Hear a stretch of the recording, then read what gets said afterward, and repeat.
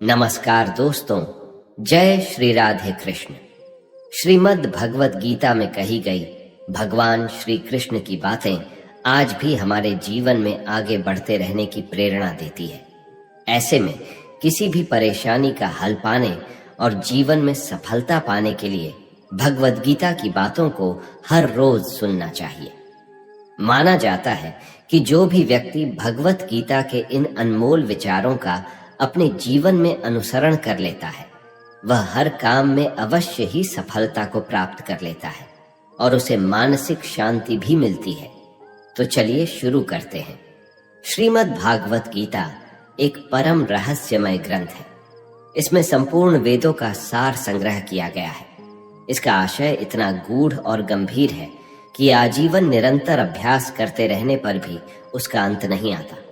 भगवान के गुण, प्रभाव, स्वरूप, तत्व, रहस्य और उपासना का तथा कर्म एवं ज्ञान का वर्णन जिस प्रकार भागवत गीता में किया गया है, वैसा अन्य ग्रंथों में एक साथ मिलना कठिन है। भागवत गीता एक ऐसा अनुपमेय शास्त्र है जिसका एक भी शब्द सदुपदेश से खाली नहीं है। गीता में एक भी शब्द ऐसा नहीं है जो रोचक कहा जा सके। इसमें जितनी बातें कही गई हैं, वे सभी अक्षरशः यथार्थ है। सत्य स्वरूप भगवान की वाणी में रोचकता की कल्पना करना उसका निरादर करना है। गीता सर्वशास्त्रमयी है। इसे सारे शास्त्रों का खजाना कहा जाता है। गीता का भली भांति ज्ञान हो जाने पर सभी शास्त्रों का तात्विक ज्ञान अपने आप हो जाता है। गीता को हम भगवान से भी बढ़कर कहें तो कोई अतिशयोक्ति नहीं होगी। भगवान ने स्वयं कहा है, मैं गीता के आश्रय में रहता हूँ। गीता मेरा श्रेष्ठ घर है। गीता के ज्ञान का सहारा लेकर ही मैं तीनों लोकों का पालन करता हूँ। इसके सिवा गीता में ही भगवान अपने मुक्त कंठ से यह घोषणा करते हैं कि जो कोई मनुष्य मेरी इस गीता रूप आज्ञा का पालन करेगा, वह निसंदेह मुक्त हो जाएगा। यही नहीं, भगवान कहते हैं कि जो कोई इसका अध्ययन भी करेगा, उसके द्वारा मैं ज्ञान यज्ञ से पूजित होऊंगा। भगवान कहते हैं, जो मनुष्य गीता का रहस्य भक्तों को धारण कराता है और उनमें इसका विस्तार एवं प्रचार करता है, वह मनुष्य मुझे अतिशय प्रिय है। गीता संपूर्ण जीवन दर्शन है और इसका अनुसरण करने वाला व्यक्ति सर्वश्रेष्ठ होता है। भागवत गीता ही है जो आधुनिक युग में समस्याओं से घिरे हुए मनुष्य को एक कर्मशील जीवन जीने के लिए प्रेरित करती है। गीता ऐसे प्रेरणादायक संदेशों का महासागर है जो जीवन से निराश मनुष्य को आशाओं से भर देती है। श्रीमद् भागवत गीता एकमात्र ऐसा ग्रंथ है जो मनुष्य को जीने का सही तरीका बताती है। गीता जीवन में धर्म, कर्म और प्रेम का पाठ पढ़ाती है। श्रीमद् भागवत गीता का ज्ञान मानव जीवन और जीवन के बाद का जीवन दोनों के लिए उपयोगी माना गया है। भागवत गीता में कुल 18 अध्याय हैं और 700 श्लोक हैं, जिसे सभी के लिए पढ़ पाना थोड़ा मुश्किल है। इसीलिए आज के इस बेहद ही खास वीडियो में हम श्रीमद् भागवत गीता के एक एक अध्याय के एक एक श्लोक का मतलब विस्तार पूर्वक और सरल भाषा में समझाएंगे, जिन्हें जानकर आप श्रीमद् भागवत गीता का सही मतलब समझ पाएंगे। इसलिए इन विचारों को आप हर रोज जरूर सुनें। तो चलिए अब देर नहीं करते हुए वीडियो शुरू करते हैं। श्रीमद् भागवत गीता पहला अध्याय, अर्जुन विषाद योग। ये शुरुआत होती है धृतराष्ट्र के सवालों से। वह संजय से जानना चाहते हैं कि धर्म भूमि कुरुक्षेत्र में युद्ध करने के लिए एकत्र हुए मेरे और पांडु के पुत्र क्या कर रहे हैं, उनकी सेना क्या कर रही है। धृतराष्ट्र जानना चाहते हैं कि युद्ध स्थल पर आखिर हो क्या रहा है। धृतराष्ट्र अंधे थे, वह देख नहीं सकते थे, लेकिन वह आंख से अंधे थे, मन और मस्तिष्क से नहीं। वह जानते थे कि वह धर्म के साथ नहीं खड़े हैं, क्योंकि धर्म तो वहां था जहां श्री कृष्ण खड़े थे। अपने पुत्र मोह में उन्होंने शांति की जगह युद्ध को चुना था, लेकिन वह जानते थे कि इस युद्ध को जीतना आसान नहीं होगा। अपने जीवन में हम भी जब कोई गलत करते हैं तो हम भी समझ रहे होते हैं कि हमारे किए का नतीजा शायद अच्छा नहीं हो, और यही डर, चिंता धृतराष्ट्र को सता रहा था।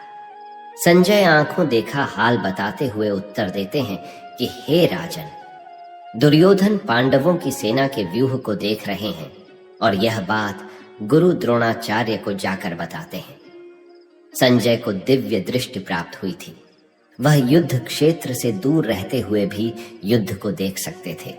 दुर्योधन कह रहे हैं, हे आचार्य, पांडु पुत्रों की इस विशाल सेना को देखिए। जैसे आपके बुद्धिमान शिष्य द्रुपद पुत्र धृष्टद्युम्न ने इतने कौशल से व्यूह के आकार में सजाया है। इस युद्ध में भीम तथा अर्जुन के समान अनेकों महान शूरवीर और धनुर्धर है। युयुधान, विराट और द्रुपद जैसे भी महान योद्धा है। दृष्टकेतु, चेकितान तथा काशीराज जैसे महान, शक्तिशाली और पूर्वजित कुंती भोज तथा शैव्य जैसे मनुष्यों में श्रेष्ठ योद्धा भी है। युद्धाम्बु जैसे महान पराक्रमी तथा उत्तम ओझा जैसे अत्यंत शक्तिशाली सुभद्रा का पुत्र अभिमन्यु और द्रौपदी के पुत्रों सहित ये सभी महान योद्धा है। दुर्योधन कह रहे हैं, हे ब्राह्मण श्रेष्ठ, हमारी तरफ के भी उन विशेष शक्तिशाली योद्धाओं को जान लीजिए। मेरी सेना में स्वयं आप द्रोणाचार्य, पितामह भीष्म, कर्ण, कृपाचार्य, अश्वत्थामा, विकर्ण और सोमदत्त का पुत्र भूरिश्रवा जैसे योद्धा है जो सदैव युद्ध में विजयी रहे हैं। ऐसे अन्य अनेक शूरवीर भी हैं जो मेरे लिए अपने जीवन का बलिदान देने के लिए अनेक प्रकार के अस्त्र शस्त्रों से सुसज्जित है, और यह सभी योद्धा विधा में निपुण है। इस प्रकार भीष्म पितामह द्वारा अच्छी प्रकार से संरक्षित हमारी सेना की शक्ति असीमित है, किंतु भीम द्वारा अच्छी प्रकार से संरक्षित होकर भी पांडवों की सेना की शक्ति सीमित है। अतः सभी मोर्चों पर अपनी अपनी जगह स्थित रहकर आप सभी निश्चित रूप से भीष्म पितामह की सभी ओर से सहायता करें। संजय धृतराष्ट्र को बताते हुए कहते हैं कि हे राजन, तब कुरुवंश के वयोवृद्ध परम प्रतापी पितामह भीष्म ने दुर्योधन के हृदय में हर्ष उत्पन्न करते हुए सिंह गर्जना के समान उच्च स्वर से शंख बजाया। तत्पश्चात अनेक शंख, नगाड़े, ढोल, मृदंग और सिंह आदि बाजे अचानक एक साथ बजे थे। उनका वह शब्द बड़ा भयंकर था। तत्पश्चात दूसरी ओर से सफेद घोड़ों से युक्त उत्तम रथ पर आसीन योगेश्वर श्री कृष्ण और अर्जुन में भी अलौकिक शंख बजाए।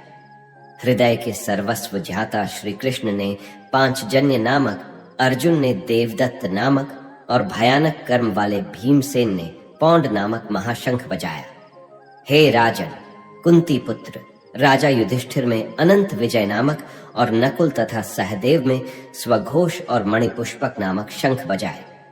श्रेष्ठ धनुष वाले काशीराज और महारथी शिखंडी एवं धृष्टद्युम्न तथा राजा विराट और कभी न हारने वाला सात्यकी, राजा द्रुपद एवं द्रौपदी के पांचों पुत्र और बड़ी भुजाओं वाले सुभद्रा पुत्र अभिमन्यु आदि सभी ने अलग अलग शंख बजाए। संजय कहते हैं, उस भयंकर ध्वनि ने आकाश और पृथ्वी को गुंजायमान करते हुए आपके पुत्रों के हृदय में शोक उत्पन्न कर दिया। हे राजन, इसके बाद हनुमान से अंकित पताका लगे।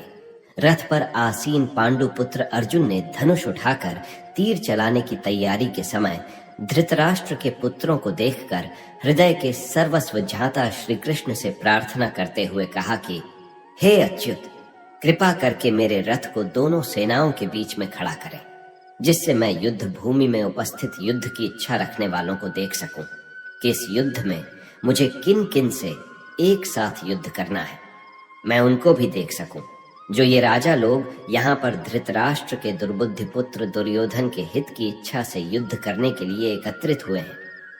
संजय ने कहा, हे भारतवंशी, अर्जुन द्वारा इस प्रकार कहे जाने पर हृदय के पूर्ण ज्ञाता श्री कृष्ण ने दोनों सेनाओं के बीच में उस उत्तम रथ को खड़ा कर दिया और भीष्म पितामह, आचार्य द्रोण तथा संसार के सभी राजाओं के सामने भगवान श्री कृष्ण ने कहा कि हे पार्थ, युद्ध के लिए एकत्रित हुए इन सभी कुरुवंश के सदस्यों को देख। वहां पृथा पुत्र अर्जुन ने अपने ताऊ चाचा को, दादा परदादा को, गुरु को, मामा को, भाई को, पुत्रों को, पौत्रों को और मित्रों को देखा। कुंती पुत्र अर्जुन ने ससुर को और शुभचिंतकों सहित दोनों तरफ की सेनाओं में अपने ही सभी संबंधियों को देखा। तब करुणा से अभिभूत होकर शोक करते हुए अर्जुन ने कहा, हे कृष्ण, युद्ध की इच्छा वाले इन सभी मित्रों तथा संबंधियों को उपस्थित देखकर मेरे शरीर के सभी अंग कांप रहे हैं और मुख सूखा जा रहा है। मेरे हाथ से गांडीव धनुष छूट रहा है और त्वचा भी जल रही है। मेरा मन भ्रमित सा हो रहा है, इसलिए मैं खड़ा भी नहीं रह पा रहा हूं। हे केशव, मुझे तो केवल अशुभ लक्षण ही दिखाई दे रहे हैं। युद्ध में स्वजनों को मारने में मुझे कोई कल्याण दिखाई नहीं देता है। हे कृष्ण, मैं न तो विजय चाहता हूं और न ही राज्य और सुखों की इच्छा करता हूं।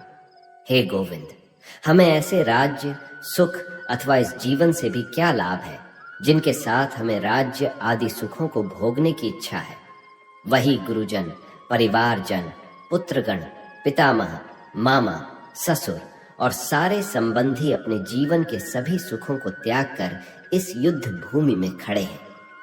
हे मधुसूदन, मैं इन सभी को मारना नहीं चाहता हूं, भले ही यह सभी मुझे ही मार डालें। तीनों लोकों के राज्य के लिए भी मैं इन सभी को मारना नहीं चाहता, फिर पृथ्वी के लिए तो कहना ही क्या है। हे जनार्दन, धृतराष्ट्र के पुत्रों को मारकर हमें कौन सी प्रसन्नता मिलेगी, बल्कि इन आतताइयों को मारकर तो हमें पाप ही लगेगा। हे माधव, अतः मुझे धृतराष्ट्र के पुत्रों को उनके मित्रों और संबंधियों सहित मारना उचित नहीं लगता है, क्योंकि अपने ही कुटुंबियों को मारकर हम कैसे सुखी हो सकते हैं। यद्यपि लोभ के कारण इन भ्रमित चित्त वालों को कुल के नाश से उत्पन्न होने वाले दोष दिखाई नहीं देते हैं और मित्रों से विरोध करने में कोई पाप दिखाई नहीं देता है, परंतु हे जनार्दन, हम लोग तो कुल के नाश से उत्पन्न दोष को समझने वाले हैं। क्यों ना हमें इस पाप से बचने के लिए विचार करना चाहिए। अर्जुन कहते हैं, कुल के नाश से सनातन कुल धर्म नष्ट हो जाते हैं तथा धर्म का नाश हो जाने पर संपूर्ण कुल में अधर्म फैल जाता है। हे कृष्ण, अधर्म अधिक बढ़ जाने से कुल की स्त्रियां दूषित हो जाती हैं। स्त्रियों के दूषित हो जाने पर अवांछित संतानें उत्पन्न होती हैं। अवांछित संतानों की वृद्धि से निश्चय ही कुल में नारकीय जीवन उत्पन्न होता है। ऐसे पतित कुलों के पितृ गिर जाते हैं, क्योंकि पिंड और जल के दान की क्रियाएं समाप्त हो जाती हैं। इन अवांछित संतानों के दुष्कर्मों से सनातन कुल धर्म और जाति धर्म नष्ट हो जाते हैं। हे जनार्दन, जिनका कुल धर्म नष्ट हो गया है, ऐसे मनुष्यों को अनिश्चित काल तक नरक में रहना पड़ता है, ऐसा हम सुनते आए हैं। कितने आश्चर्य की बात है कि हम लोग बुद्धिमान होकर भी महान पाप करने को तैयार हो गए हैं, जो राज्य और सुख के लोभ से अपने प्रियजनों को मारने के लिए आतुर हो गए हैं। यदि मुझे शास्त्र रहित विरोध न करने वाले को मृत राष्ट्र के पुत्र हाथ में शस्त्र लेकर युद्ध में मार डाले, तो भी इस प्रकार मरना मेरे लिए अधिक श्रेयकर होगा। संजय ने कहा, इस प्रकार शोक से संतप्त हुआ मन वाला अर्जुन युद्ध भूमि में यह कहकर बाणों सहित धनुष को त्याग कर रथ के पिछले भाग में बैठ गया। और इस प्रकार श्रीमद् भगवद गीता के श्री कृष्ण अर्जुन संवाद में अर्जुन विषाद योग नाम का पहला अध्याय समाप्त हुआ। श्रीमद् भागवत गीता अध्याय 2 सांख्य योग। दोस्तों, पहले अध्याय में आपने सुना कि किस प्रकार दुर्योधन की सेना में अपने रिश्तेदारों, गुरुजनों को देखकर अर्जुन के पैर कांपने लगे। युद्ध में अपने कुल के नाश का डर अर्जुन को सताने लगा। शोक संतप्त हुआ मन वाला अर्जुन युद्ध भूमि में बाणों सहित धनुष को त्याग कर रथ के पिछले भाग में बैठ गया। अब श्री भगवान उसका उत्तर देंगे और इस अध्याय का नाम है सांख्य योग। अब यहाँ से शुरुआत होती है उस ज्ञान की जिसके लिए भागवत गीता दुनिया का सबसे महानतम ग्रंथ है और ज्ञान का भंडार माना जाता है। संजय धृतराष्ट्र से कहते हैं कि हे राजन, उस प्रकार करुणा से व्याप्त और आंसुओं से पूर्ण तथा व्याकुल नेत्रों वाले शोक युक्त उस अर्जुन के प्रति भगवान श्री कृष्ण ने यह वचन कहा। श्री भगवान बोले, हे अर्जुन, तुझे इस असमय में यह मोह किस हेतु से प्राप्त हुआ? क्योंकि न तो यह श्रेष्ठ पुरुषों द्वारा आचरित है, न स्वर्ग को देने वाला है और न ही कीर्ति को बढ़ाने वाला है। भगवान यहाँ अर्जुन से पूछते हैं कि हे अर्जुन, जबकि अब युद्ध शुरू होने वाला है, ऐसी अवस्था में बुद्धिमान होते हुए भी तुम्हारे अंदर ऐसा मोह कहां से आ गया है? इसलिए हे अर्जुन, नपुंसकता को मत प्राप्त हो, तुझ में मैं यह उचित नहीं जान पड़ती है। हृदय की तुच्छ दुर्बलता को त्याग कर युद्ध के लिए खड़ा हो जा। तब अर्जुन श्री भगवान से कहते हैं, हे मधुसूदन, मैं रणभूमि में किस प्रकार बाणों से भीष्म पितामह और द्रोणाचार्य के विरुद्ध लड़ूंगा, क्योंकि हे भगवान, वे दोनों ही पूजनीय हैं। इसलिए इन महानुभाव गुरुजनों को न मारकर मैं इस लोक में भिक्षा मांगकर खाना कल्याणकारक समझता हूँ, क्योंकि गुरुजनों को मारकर भी इस लोक में रुधिर से सने हुए अर्थ और काम रूप भोगों को ही तो भोगूंगा। इसमें अर्जुन ने यह भाव दिखलाया है कि गुरुजनों को मारना सर्वथा अनुचित है। उनको मारकर भी क्या मिलेगा? न तो मुक्ति मिलेगी और न ही धर्म की सिद्धि होगी। केवल इस लोक में अर्थ और काम रूप तुच्छ भोग ही तो मिलेगा, जिनका मूल्य इन गुरुजनों के जीवन के सामने कुछ भी नहीं है। हत्या के फल स्वरूप मेरे हाथ उनके रक्त से सने हुए ही होंगे। इसलिए ऐसे भोगों को प्राप्त करने के लिए गुरुजनों का वध करना कदापि उचित नहीं है। हम यह भी नहीं जानते कि हमारे लिए युद्ध करना और न करना, इन दोनों में से कौन सा श्रेष्ठ है, अथवा यह भी नहीं जानते कि उन्हें हम जीतेंगे या हमको वे जीतेंगे। और जिनको मारकर हम जीना भी नहीं चाहते, वे ही हमारे आत्मीय धृतराष्ट्र के पुत्र हमारे मुकाबले में खड़े हैं। इसलिए मैं आपसे पूछता हूँ कि जो साधन निश्चित कल्याणकारक हो वह मेरे लिए कहिए, क्योंकि मैं आपका शिष्य हूँ। इसलिए मुझको शिक्षा दीजिए, क्योंकि भूमि में निष्कंटक धन धान्य संपन्न राज्य को और देवताओं के स्वामी पने को प्राप्त होकर भी मैं उस उपाय को नहीं देखता हूँ जो मेरी इंद्रियों के सुखाने वाले शोक को दूर कर सके। इसमें अर्जुन ने यह भाव दिखलाया है कि युद्ध में विजय पा लेने पर ज्यादा से ज्यादा मैं इस पृथ्वी पर राज्य प्राप्त कर लूंगा, परंतु यदि मुझे देवताओं का आधिपत्य भी मिल जाए तो भी वह मेरे इंद्रियों को सुखा देने वाले शोक को दूर करने में समर्थ नहीं है। इसलिए मुझे कोई ऐसा उपाय बताएं जो मेरी इंद्रियों को सुखाने वाले शोक को दूर करके मुझे सदा के लिए सुखी बना दे। संजय धृतराष्ट्र से कहते हैं, हे राजन, निद्रा को जीतने वाले अर्जुन अंतर्यामी श्री कृष्ण महाराज के प्रति इस प्रकार कहकर फिर श्री गोविंद भगवान से कहकर कि युद्ध नहीं करूंगा और चुप हो गए। हे भारतवंशी धृतराष्ट्र, अंतर्यामी श्री कृष्ण महाराज, दोनों सेनाओं के बीच में शोक करते हुए उस अर्जुन को हंसते हुए यह वचन बोले। श्री भगवान बोले, हे अर्जुन, तू न शोक करने योग्य मनुष्यों के लिए शोक करता है और पंडितों जैसे वचनों को कहता है, परंतु जिनके प्राण चले गए हैं उनके लिए और जिनके प्राण अभी नहीं गए हैं उनके लिए भी ज्ञानी जन शोक नहीं करते हैं।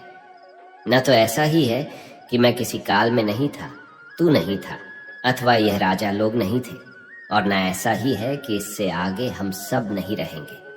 जिस प्रकार जीवात्मा की इस देह में बालकपन, जवानी और वृद्धावस्था होती है, वैसे ही मरने के बाद नए शरीर की प्राप्ति होती है। उस विषय में धीर पुरुष मोहित नहीं होता। इसमें श्री भगवान के कहने का भाव है कि जिस प्रकार बालकपन, जवानी और बुढ़ापा ये अवस्थाएं आत्मा की नहीं होती है, स्थूल शरीर की होती है और आत्मा में उनका आरोप किया जाता है, ठीक उसी प्रकार एक शरीर से दूसरे शरीर में आना जाना भी वास्तव में आत्मा का नहीं होता, सूक्ष्म शरीर का ही होता है और उसका आरोप आत्मा में किया जाता है। इसलिए इस तत्व को नहीं जानने वाले अज्ञानी जन ही मरने वाले का शोक करते हैं। धीर पुरुष ऐसा नहीं करते, क्योंकि उनकी दृष्टि में आत्मा का शरीर से कोई संबंध नहीं है। इसीलिए तुम्हारा शोक करना उचित नहीं है। हे कुंती पुत्र, सर्दी गर्मी और सुख दुख को देने वाले इंद्रिय और विषयों के संयोग तो उत्पत्ति विनाशशील और अनित्य है। इसीलिए हे भारत तो उनको सहन कर। इसमें श्री भगवान के कहने का भाव है कि सर्दी, गर्मी, सुख, दुख ये सब इंद्रियों के विकार है।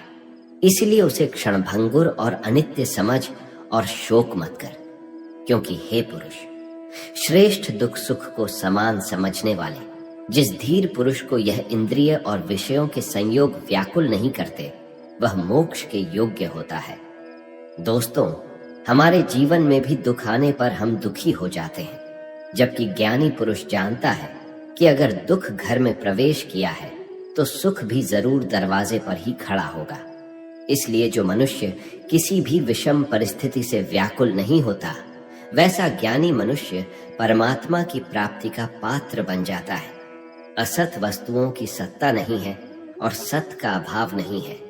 इस प्रकार इन दोनों का ही तत्वज्ञानी पुरुषों द्वारा देखा गया है। इसमें भगवान श्री कृष्ण का भाव है कि असत अर्थात शरीर, इंद्रिय की कोई सत्ता यानी भाव नहीं है। इसलिए अपने स्वजनों के शरीर की नाश की आशंका से शोक करना अनुचित है। सत का भाव यहाँ परमात्मा से है। परमात्मा सर्वव्यापी है, अखंड और निर्विकार है। इसलिए यदि तुम आत्म रूप से अपने स्वजनों के नाश की आशंका करके शोक करते हो, तो भी तुम्हारा शोक करना उचित नहीं है। नाश रहित तो तू उसको जान, जिससे यह संपूर्ण जगत दृश्य वर्ग व्याप्त है। इस अविनाशी का विनाश करने में कोई भी सामर्थ्य नहीं है। श्री भगवान कहते हैं, परमात्मा का कोई भी नाश नहीं कर सकता, इसीलिए परमात्मा ही सत है। उस नाश रहित, अप्रमेय, नित्य स्वरूप जीवात्मा के ये सब शरीर नाशवान कहे गए हैं। इसीलिए हे भारतवंशी अर्जुन, तू युद्ध कर। यहाँ श्री कृष्ण का भाव है कि जब यह बात सिद्ध हो चुकी है कि शरीर नाशवान है, उनका नाश अनिवार्य है और आत्मा नित्य है, उसका कभी नाश नहीं होता, तो युद्ध करने में शोक का कोई कारण ही नहीं है। जो इस आत्मा को मारने वाला समझता है तथा जो इसको मरा मानता है, वे दोनों ही नहीं जानते। क्योंकि यह आत्मा वास्तव में न तो किसी को मारता है और न किसी के द्वारा मारा जाता है। यहाँ भगवान का भाव है कि स्थूल शरीर से सूक्ष्म शरीर के वियोग को मरना कहते हैं, इसलिए मरने वाला स्थूल शरीर है।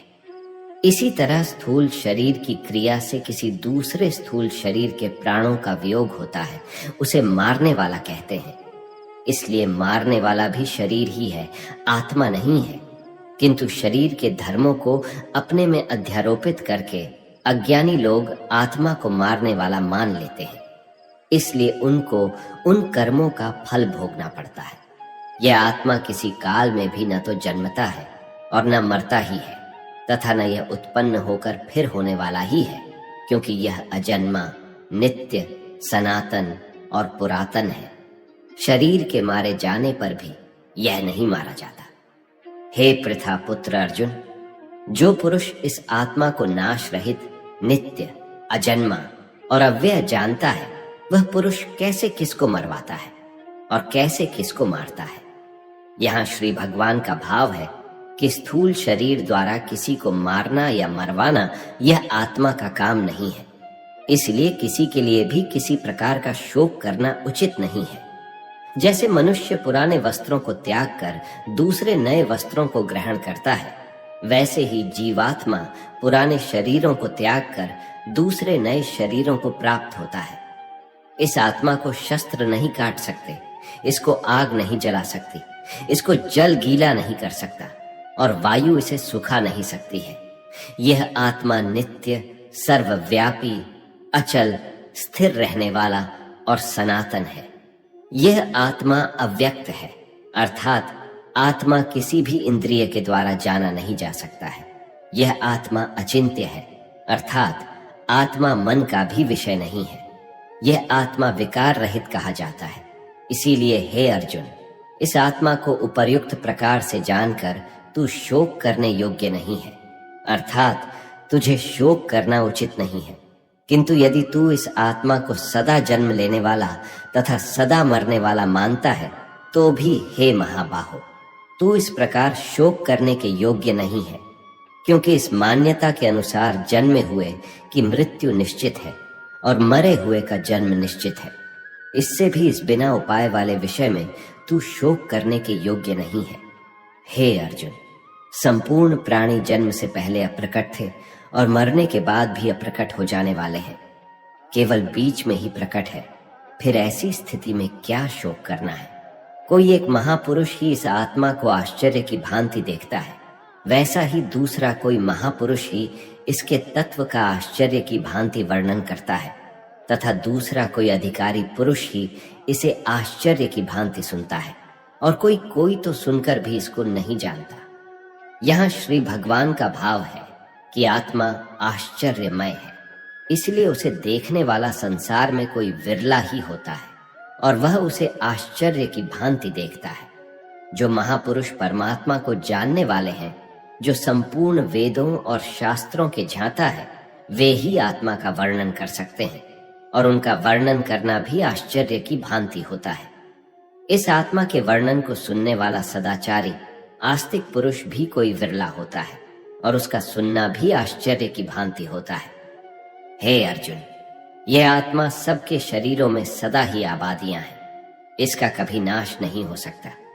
इस कारण संपूर्ण प्राणियों के लिए तू शोक करने के योग्य नहीं है, तथा अपने धर्म को देखकर भी तू शोक करने के योग्य नहीं है, अर्थात तुझे भय नहीं करना चाहिए, क्योंकि क्षत्रिय के लिए धर्मयुक्त युद्ध से बढ़कर दूसरा कोई कल्याणकारी कर्तव्य नहीं है।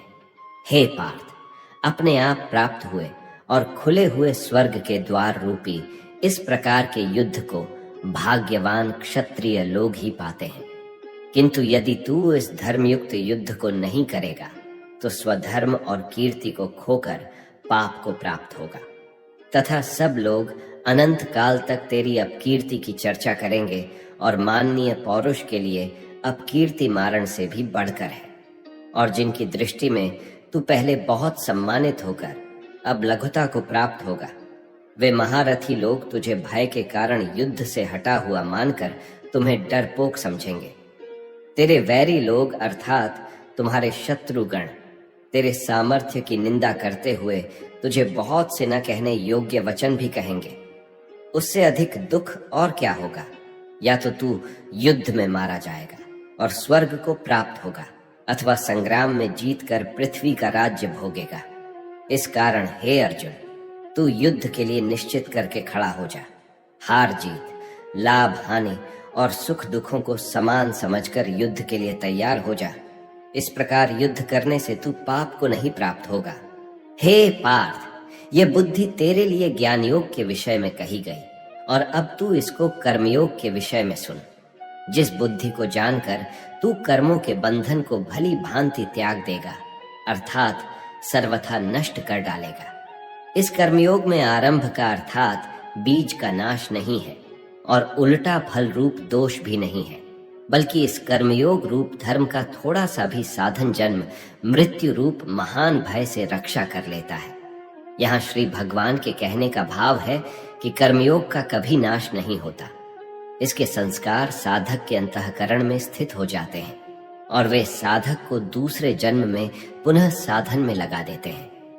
निष्काम भाव से किए गए कर्मों का विपरीत परिणाम भी नहीं होता है, और ऐसा साधक भगवान को प्राप्त हो जाता है। हे अर्जुन, इस कर्मयोग में निश्चयात्मक बुद्धि एक ही होती है, किंतु अस्थिर विचार वाले विवेकहीन सकाम मनुष्यों की बुद्धि या निश्चय ही बहुत भेदों वाली और अनंत होती है। जब फैसला लेना हो तो बुद्धि एक ही होती है, लेकिन जहां सोच की, फैसले की, निर्णय की कमी हो, वहां कई बुद्धियां काम करती है। यहाँ अनिर्णय की स्थिति के बारे में कहा गया है। जब आप फैसला नहीं ले पाते हैं तो न जाने कई दिशाओं में आपका ध्यान, आपकी बुद्धि जाती है। लेकिन अगर आप निर्णय करने की सोच लें तो उसके बाद सिर्फ उस काम को करने का ही प्रण होता है।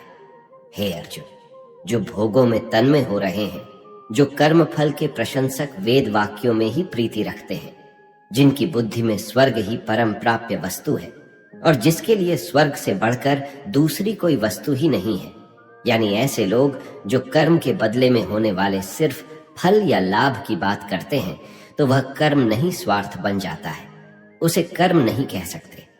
हे अर्जुन, जो अज्ञानी लोग सिर्फ दिखाओ शोभा युक्त वाणी को कहते हैं वह ढोंगी होते हैं।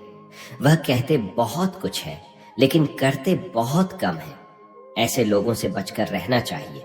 जो कर्म की बातें सिर्फ भोग और ऐश्वर्य के लिए करते हैं, जिनका ध्येय सिर्फ भोग और ऐश्वर्य है, उन पुरुषों की परमात्मा में निश्चयात्मिका बुद्धि नहीं होती। हे अर्जुन, वेदों के कर्मकांड हमारी प्रकृति के 3 गुणों से जुड़े हैं। इसलिए तू उन भोगों एवं उनके साधनों में आसक्तिहीन, हर्ष, शोक आदि द्वंद्वों से रहित, योग और क्षेम को न चाहने वाला और स्वाधीन अंतकरण वाला हो। यहाँ श्री भगवान कहते हैं, वेद भी सिर्फ 3 गुणों में समाप्त हो जाते हैं, उससे आगे वे भी नहीं जानते। उससे आगे है कर्म योग। श्री भगवान का कहना है कि कर्म करो, लेकिन उससे आसक्ति मत रखो। बेहद बड़े जलाशय के प्राप्त हो जाने पर छोटे जलाशय में मनुष्य का जितना प्रयोजन रहता है, उसी तरह से जिसने ब्रह्म तत्व को समझ लिया, तब उसके लिए वेदों की कोई आवश्यकता नहीं रह जाती है। तेरा कर्म करने में ही अधिकार है, उसके फलों में कभी नहीं। इसीलिए तू कर्मों के फल के लिए काम मत कर, लेकिन ऐसा भी ना हो कि तू काम ही मत कर। कर्म करना है लेकिन फल के लिए नहीं। हे धनंजय, तू आसक्ति को त्याग कर तथा सिद्धि और सिद्धि में समान बुद्धि वाला होकर योग में स्थित हुआ कर्तव्य कर्मों को कर। फल की इच्छा के लिए कर्म मत कर। तुमको कर्मयोगी बनने के लिए संभाव में स्थित होकर कर्म करना चाहिए। सकाम कर्मों को बुद्धि योग की अपेक्षा अत्यंत नीचा बतलाकर भगवान ने भाव दिखलाया है कि सकाम कर्मों का फल नाशवान क्षणिक सुख की प्राप्ति है और कर्मयोग का फल परमात्मा की प्राप्ति है। इसलिए दोनों में दिन और रात की भांति महान अंतर है। इस समत्व रूप बुद्धि योग से सकाम कर्म अत्यंत ही निम्न श्रेणी का है। इसलिए हे धनंजय, तू संबुद्धि में ही रक्षा का उपाय ढूंढ, अर्थात बुद्धि योग का ही आश्रय ग्रहण कर। समबुद्धि युक्त पुरुष पुण्य और पाप दोनों को इसी लोक में त्याग देता है, अर्थात उनसे मुक्त हो जाता है। इसीलिए तू समत्व रूपी योग में लग जा। ये समत्व रूप योग ही कर्मों में कुशलता है, अर्थात कर्म बंधन से छूटने का उपाय है। क्योंकि संबुद्धि से युक्त ज्ञानी जन कर्मों से उत्पन्न होने वाले फल को त्याग कर जन्म रूप बंधन से मुक्त होकर निर्विकार परम पद को प्राप्त हो जाते हैं। जिस काल में तेरी बुद्धि मोह रूप दलदल को भली भांति पार कर जाएगी, उस समय तू सोने हुए और सुनने में आने वाले इस लोक और परलोक संबंधी सभी भोगों से वैराग्य को प्राप्त हो जाएगा। भांति भांति के वचनों को सुनने से विचलित हुई तेरी बुद्धि जब परमात्मा में अचल और स्थिर ठहर जाएगी, तब तू योग को प्राप्त हो जाएगा, अर्थात तेरा परमात्मा से नित्य संयोग हो जाएगा। अर्जुन बोले, हे केशव, समाधि में स्थित परमात्मा को प्राप्त हुए स्थिर बुद्धि पुरुष का क्या लक्षण है? वह स्थिर बुद्धि पुरुष कैसे बोलता है, कैसे बैठता है और कैसे चलता है? श्री भगवान बोले, हे अर्जुन, जिस काल में यह पुरुष मन में स्थित संपूर्ण कामनाओं को भली भांति त्याग देता है और आत्मा से आत्मा में ही संतुष्ट रहता है, उस काल में वो स्थित प्रज्ञ कहा जाता है। दुखों की प्राप्ति होने पर जिसके मन में उद्वेग नहीं होता, सुखों की प्राप्ति में जो सर्वथा स्पृहा रहित है तथा जिसके राग, भय और क्रोध नष्ट हो गए हैं, ऐसा मुनि स्थिर बुद्धि कहा जाता है।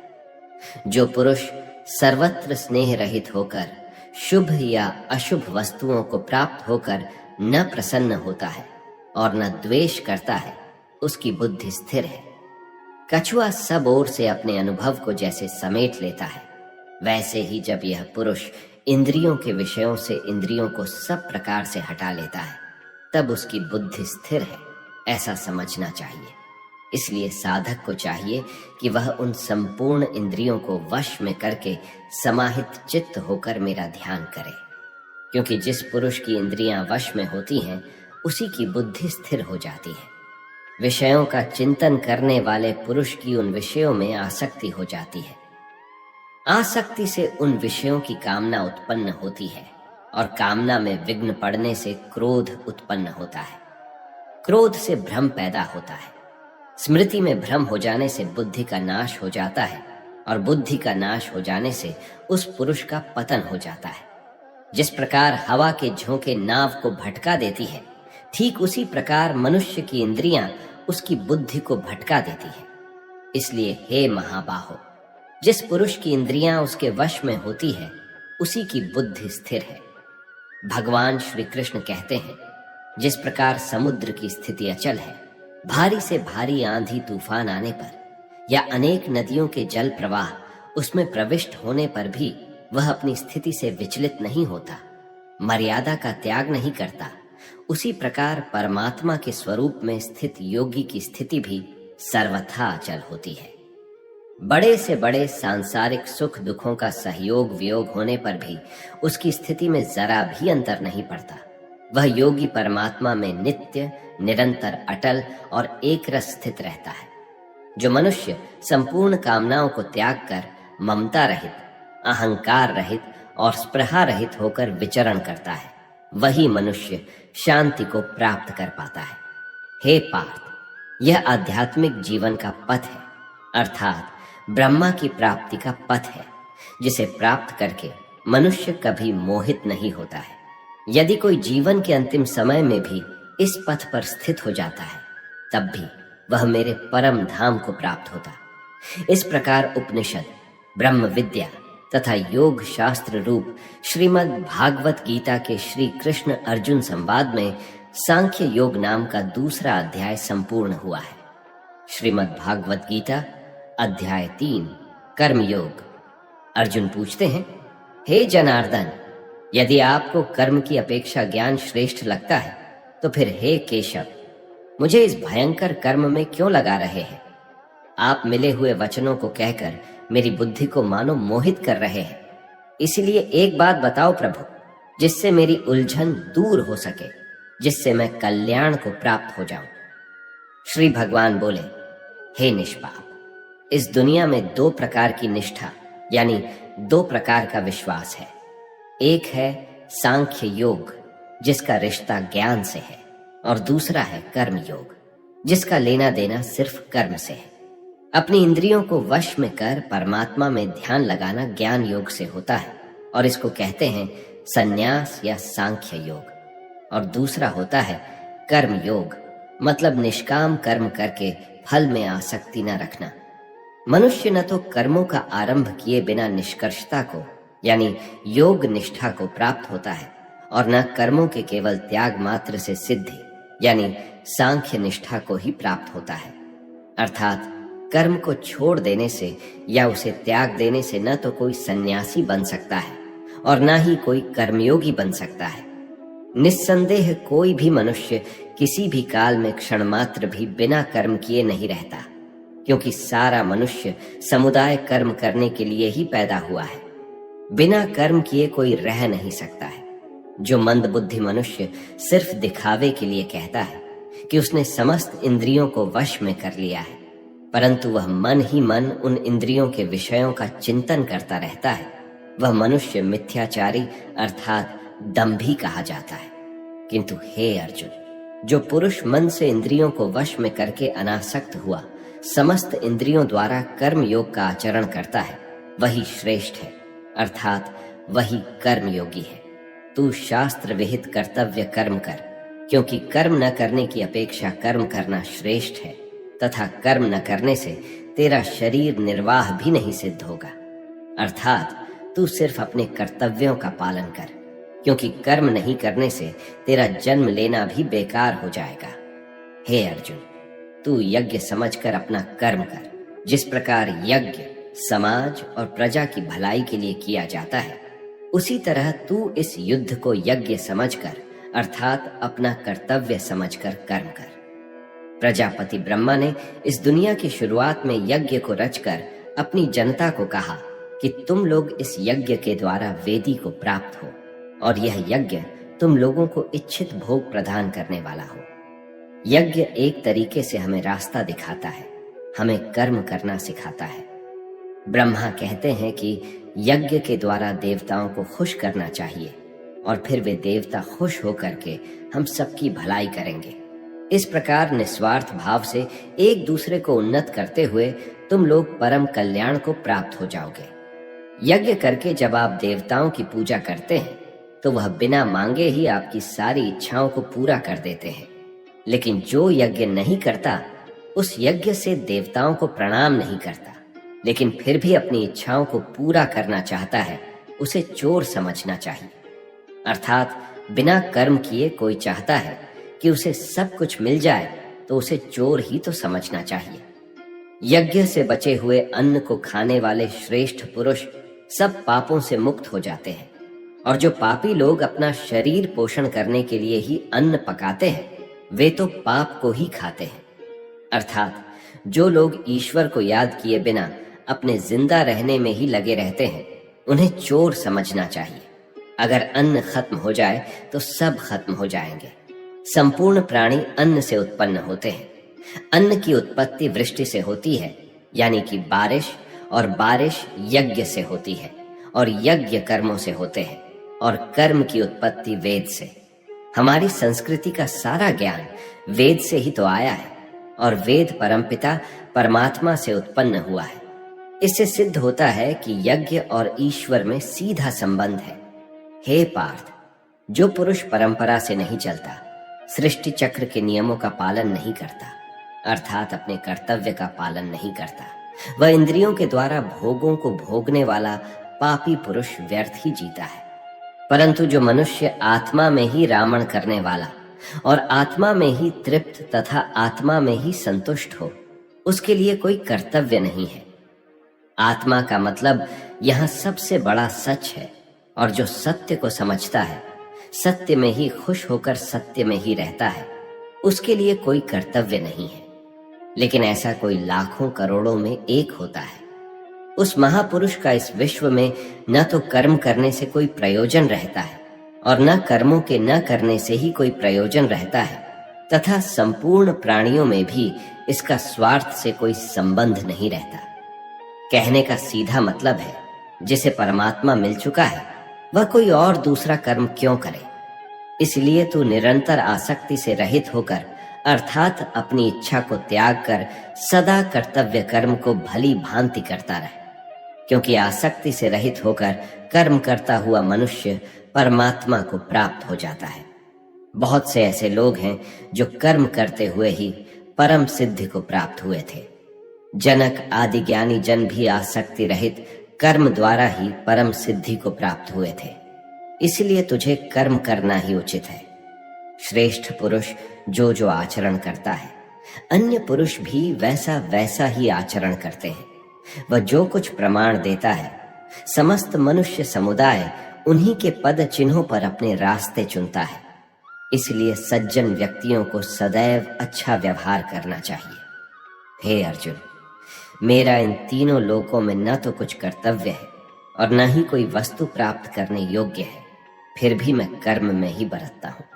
अर्थात मैं भी कर्म करते हुए अपने कर्तव्य का निर्वाह करता रहता हूँ।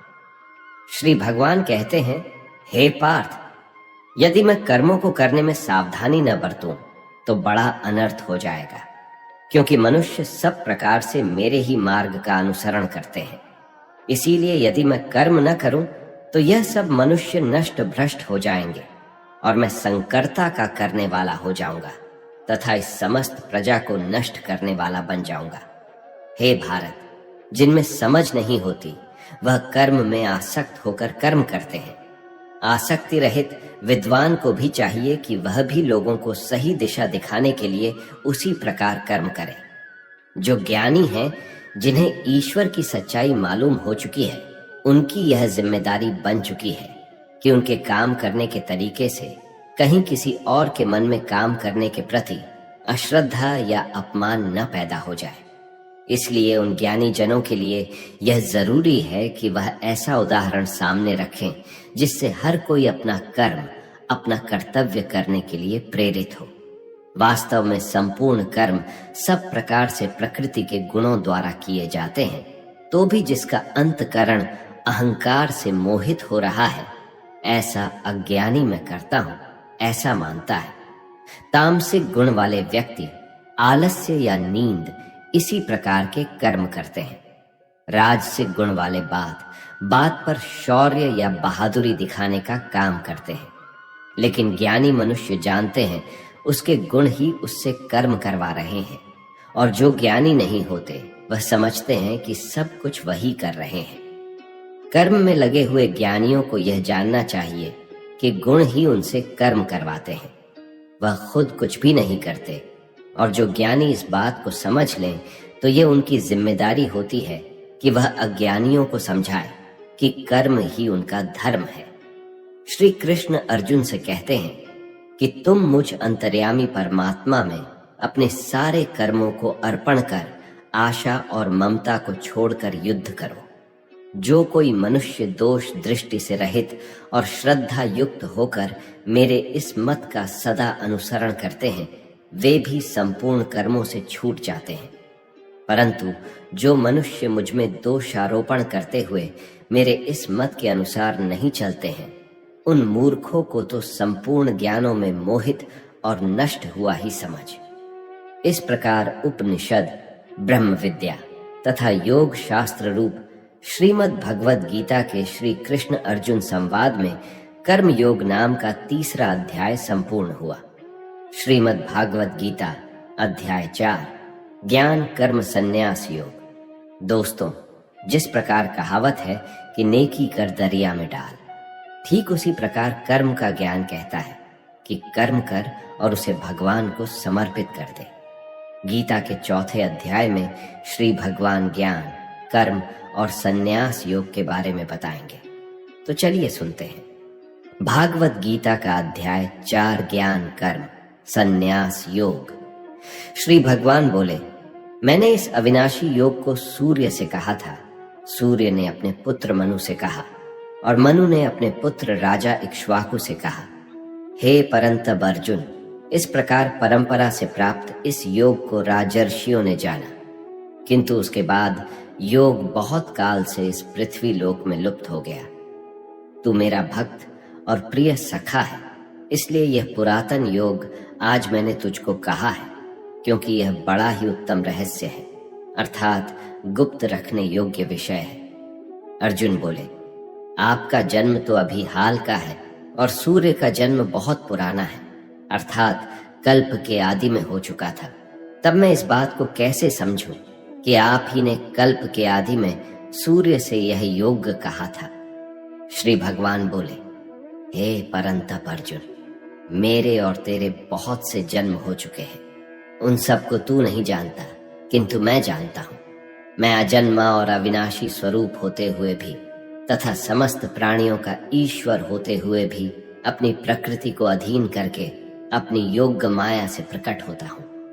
हे भारत, जब जब धर्म की हानि और अधर्म की वृद्धि होती है, तब तब मैं अपने रूप को रचता हूं, अर्थात साकार रूप से लोगों के सम्मुख प्रकट होता हूं। साधु पुरुषों का उद्धार करने के लिए, पाप कर्म करने वालों का विनाश करने के लिए और धर्म की अच्छी तरह से स्थापना करने के लिए मैं युग युग में प्रकट हुआ करता हूं।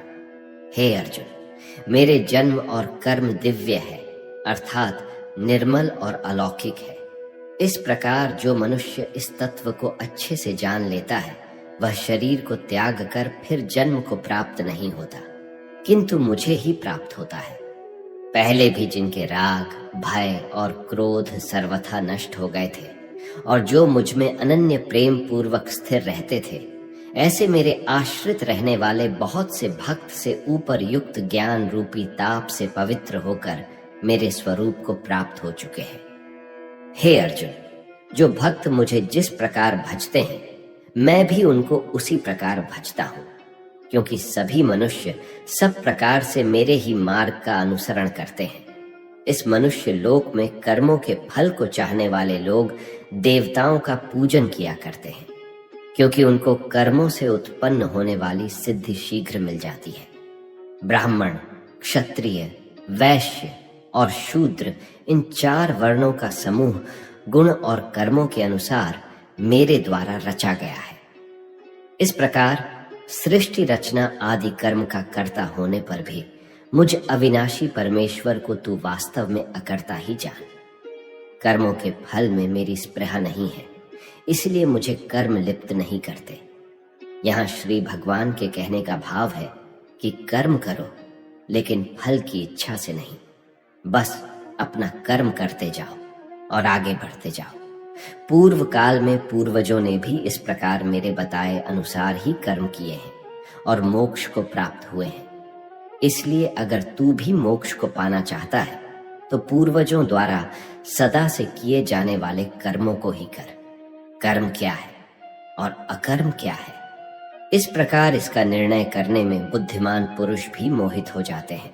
इसीलिए वह कर्म तत्व मैं तुझे भली भांति समझाकर कहूंगा, जिसे जानकर तू अशुभ से अर्थात कर्म बंधन से मुक्त हो जाएगा। यहाँ श्री भगवान बताएंगे कि सही में कर्म क्या है।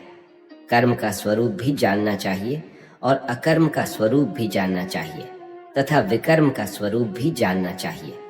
जो मनुष्य कर्म में अकर्म देखता है और जो अकर्म में कर्म देखता है, वह मनुष्यों में बुद्धिमान है और वह योगी समस्त कर्मों को करने वाला है। यहाँ श्री भगवान का भाव है कि जो मनुष्य कर्म तो करता है, लेकिन उस कर्म में अकर्म को देखता है, अर्थात यह नहीं सोचता है कि मैं ही करता हूं, वह फल की इच्छा नहीं रखता, सही मायने में वैसा बुद्धिमान पुरुष योगी के समान है।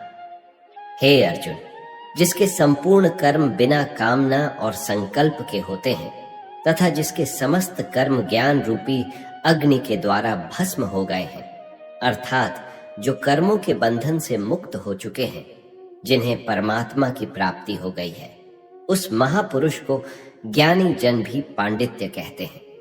जो पुरुष समस्त कर्मों में और उनके फल में आसक्ति का सर्वथा त्याग करके संसार के आश्रय से रहित हो गया है और परमात्मा में नित्य तृप्त है, उसके लिए भगवान की भक्ति के अलावा और कोई कर्म नहीं रह जाता है। अर्थात वह कर्म करते हुए भी वास्तव में कुछ भी नहीं करता।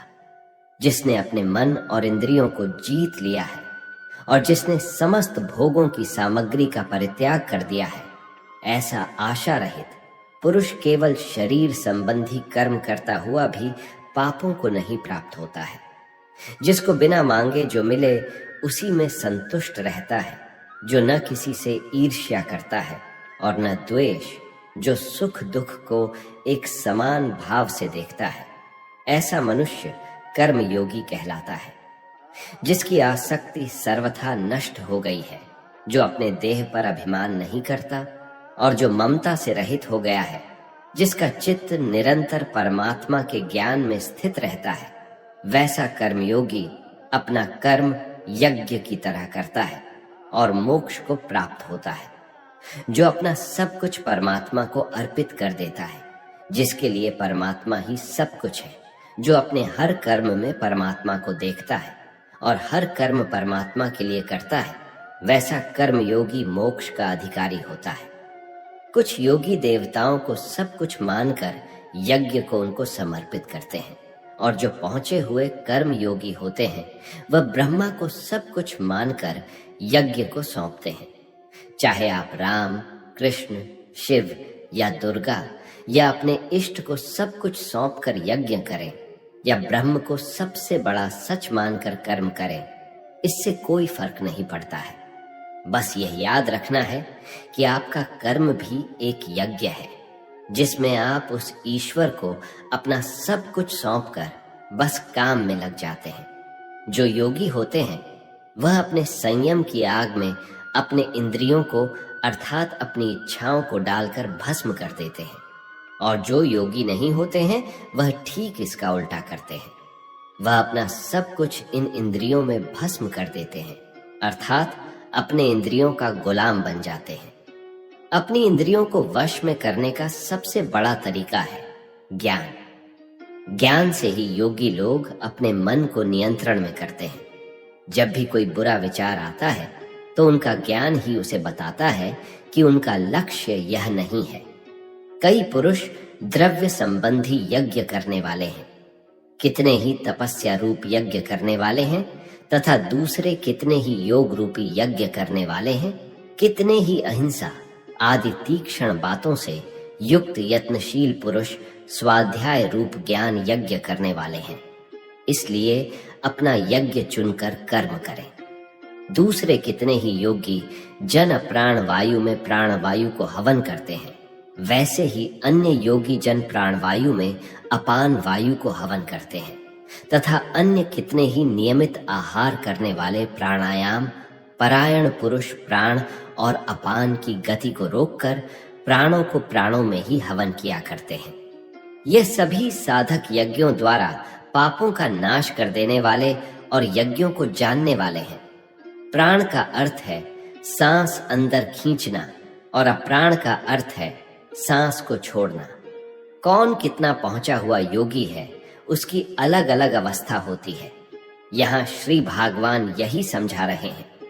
हे कुरु श्रेष्ठ अर्जुन, यज्ञ से बचे हुए अमृत का अनुभव करने वाले योगी जन सनातन परब्रह्म परमात्मा को प्राप्त होते हैं, और यज्ञ न करने वाले पुरुष के लिए तो यह मनुष्य लोक भी सुखदायक नहीं है, फिर परलोक कैसे सुखदायक हो सकता है। यज्ञ करने के बाद जो बचता है उसे श्री कृष्ण अमृत बता रहे हैं, और यह अमृत सीधे भगवान तक ले जाता है। यहाँ यज्ञ को आप कर्म भी समझ सकते हैं।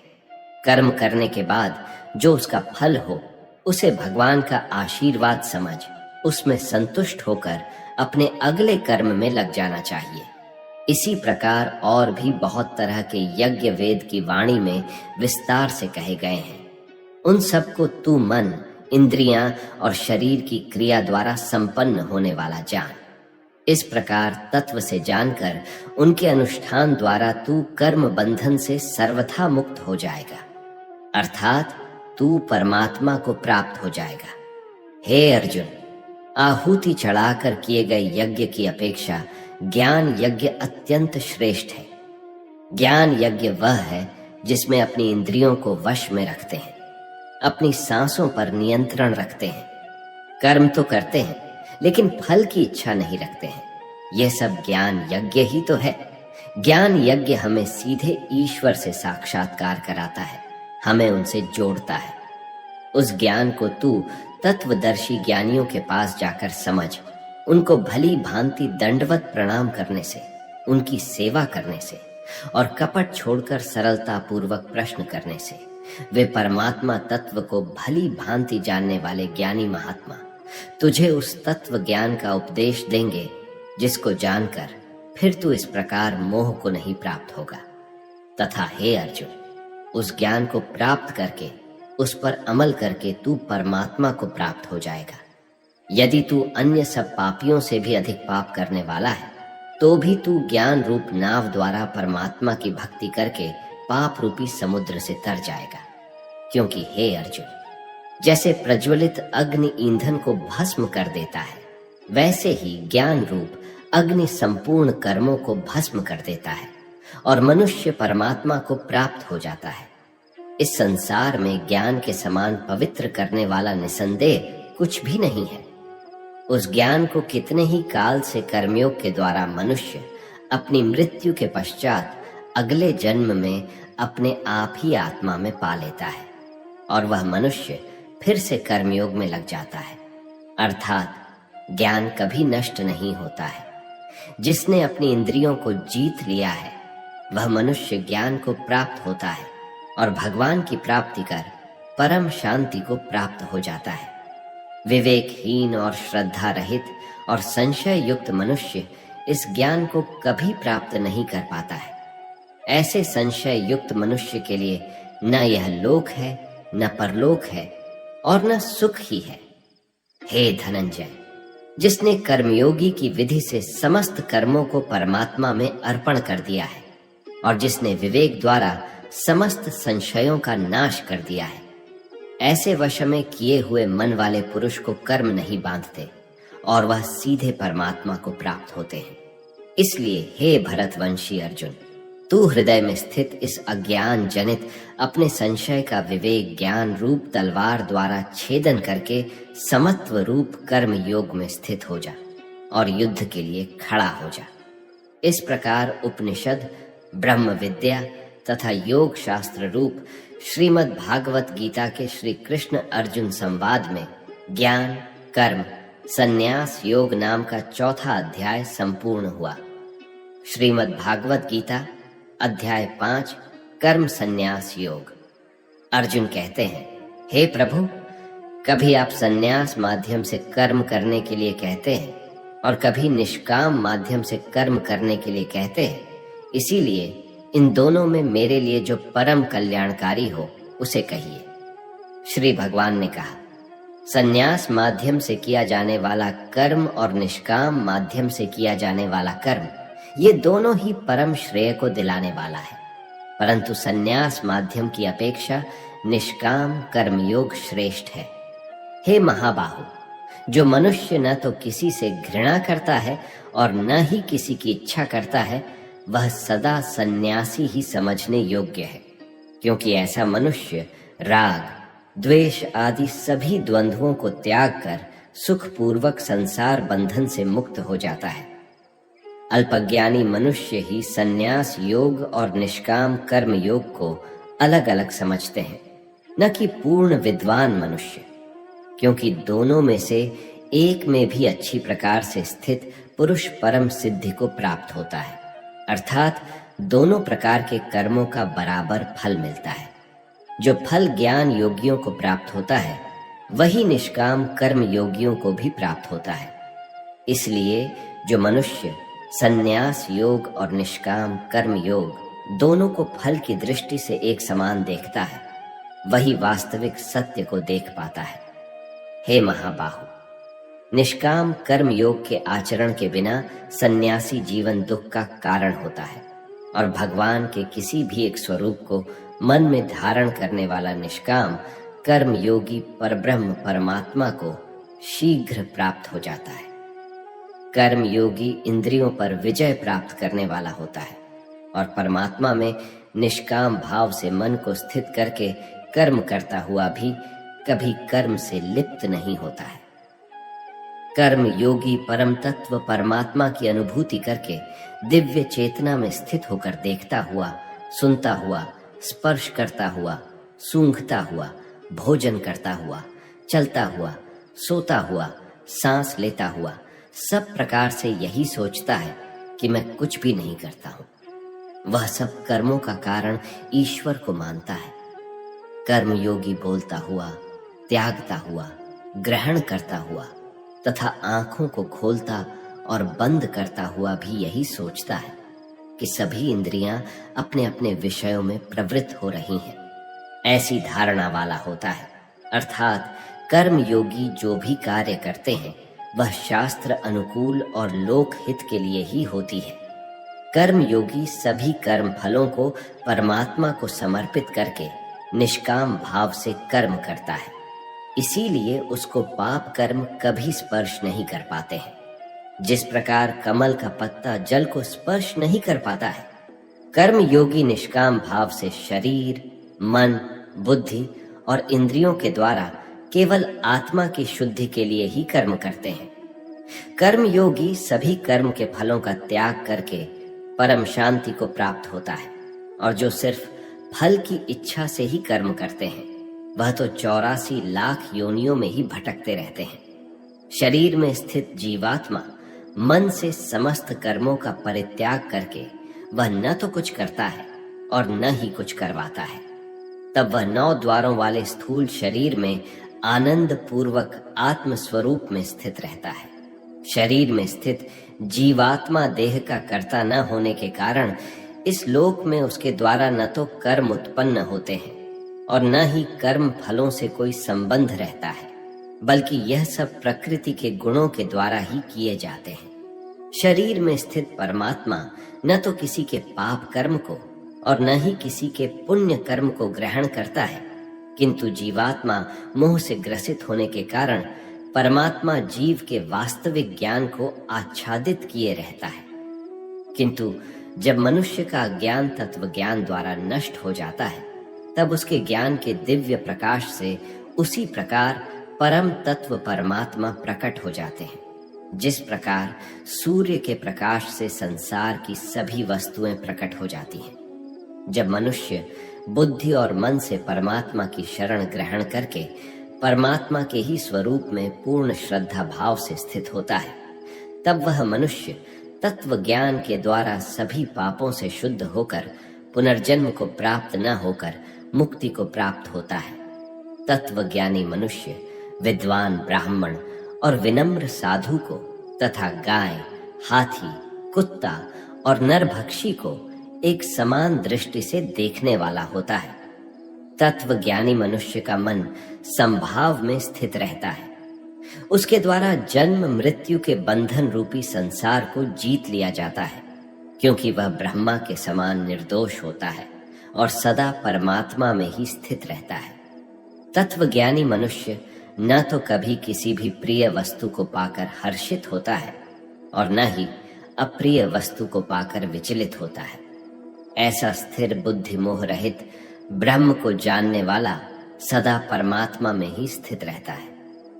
तत्वज्ञानी मनुष्य बाहरी इंद्रियों के सुख को नहीं भोगता है, बल्कि सदैव अपनी ही आत्मा में रमण करके सुख का अनुभव करता है। ऐसा मनुष्य निरंतर परब्रह्म परमात्मा में स्थित होकर असीम आनंद को भोगता है। हे कुंती पुत्र अर्जुन, इंद्रिय और इंद्रियों के सहयोग से उत्पन्न होने वाले यह भोग प्रारंभ में सुख देने वाले होते हैं और अंत में यही इंद्रियों के विषयों का भोग दुख का कारण बनता है। इसी कारण तत्वज्ञानी कभी भी इंद्रिय सुख नहीं भोगता है। जो मनुष्य शरीर का अंत होने से पहले ही काम और क्रोध से उत्पन्न होने वाले वेग को सहन करने में समर्थ हो जाता है, वही मनुष्य योगी है और वही इस संसार में सुखी रह सकता है। जो मनुष्य अपनी आत्मा में ही सुख चाहने वाला होता है और अपने मन को अपनी ही आत्मा में स्थिर रखने वाला होता है, जो आत्मा में ही ज्ञान प्राप्त करने वाला होता है, वही मनुष्य योगी है और वही ब्रह्मा के साथ एक होकर परब्रह्म परमात्मा को प्राप्त होता है। जिनके सभी पाप और सभी प्रकार के दुविधाएं ब्रह्मा का स्पर्श करके मिट गई है, जो समस्त प्राणियों के कल्याण में लगे रहते हैं, वही ब्रह्मा ज्ञानी मनुष्य मन को आत्मा में स्थित करके परम शांति स्वरूप परमात्मा को प्राप्त करके मुक्त हो जाते हैं। जो मनुष्य सभी सांसारिक इच्छाओं को त्याग चुका है, जिसे हर काम हर वस्तु में सिर्फ परमात्मा ही दिखाई देता है, वही पुरुष परमात्मा को प्राप्त कर पाता है। सभी इंद्रिय विषयों का चिंतन बाहर ही त्याग कर और आंखों की दृष्टि को दोनों भौहों के मध्य में केंद्रित करके प्राण वायु और अप्राण वायु की गति नासिका के अंदर और बाहर सम करके मन सहित इंद्रियों और बुद्धि को वश में करके परमात्मा का ध्यान करने वाला योगी मोक्ष को प्राप्त होता है। ऐसा मुक्त पुरुष मुझे सभी आज्ञाओं और तपस्याओं को भोगने वाला, सभी लोकों और देवताओं का परमेश्वर तथा संपूर्ण जीवों पर उपकार करने वाला परम दयालु एवं हितैषी समझता है और ऐसा मनुष्य परम शांति को प्राप्त होता है। इस प्रकार उपनिषद, ब्रह्म विद्या तथा योग शास्त्र रूप श्रीमद् भगवद गीता के श्री कृष्ण अर्जुन संवाद में कर्म संन्यास योग नाम का 5वां अध्याय संपूर्ण हुआ। श्रीमद् भागवत गीता अध्याय 6 आत्म संयम योग। इस अध्याय में श्री भगवान बताएंगे कि योग में स्थित मनुष्य के क्या क्या लक्षण होते हैं। यहाँ योग का मतलब है परमपिता परमेश्वर को प्राप्त करने के लिए किया जाने वाला कर्म। श्री भगवान कहते हैं, जो मनुष्य बिना किसी फल की इच्छा से अपना कर्तव्य समझकर कार्य करता है, वही सन्यासी है और वही योगी है।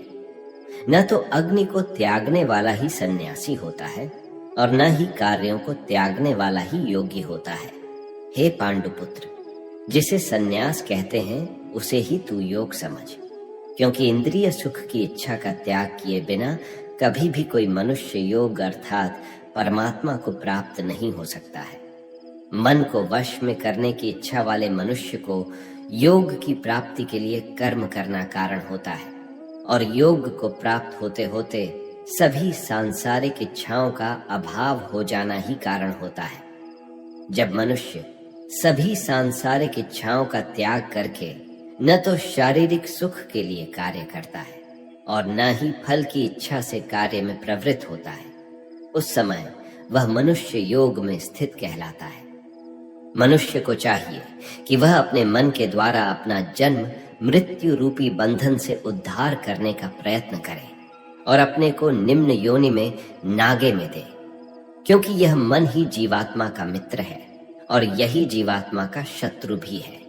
जो मनुष्य मन को वश में कर लेता है उसका वह मन ही परम मित्र बन जाता है, लेकिन जो मनुष्य मन को वश में नहीं कर पाता है उसके लिए वह मन ही परम शत्रु के समान होता है।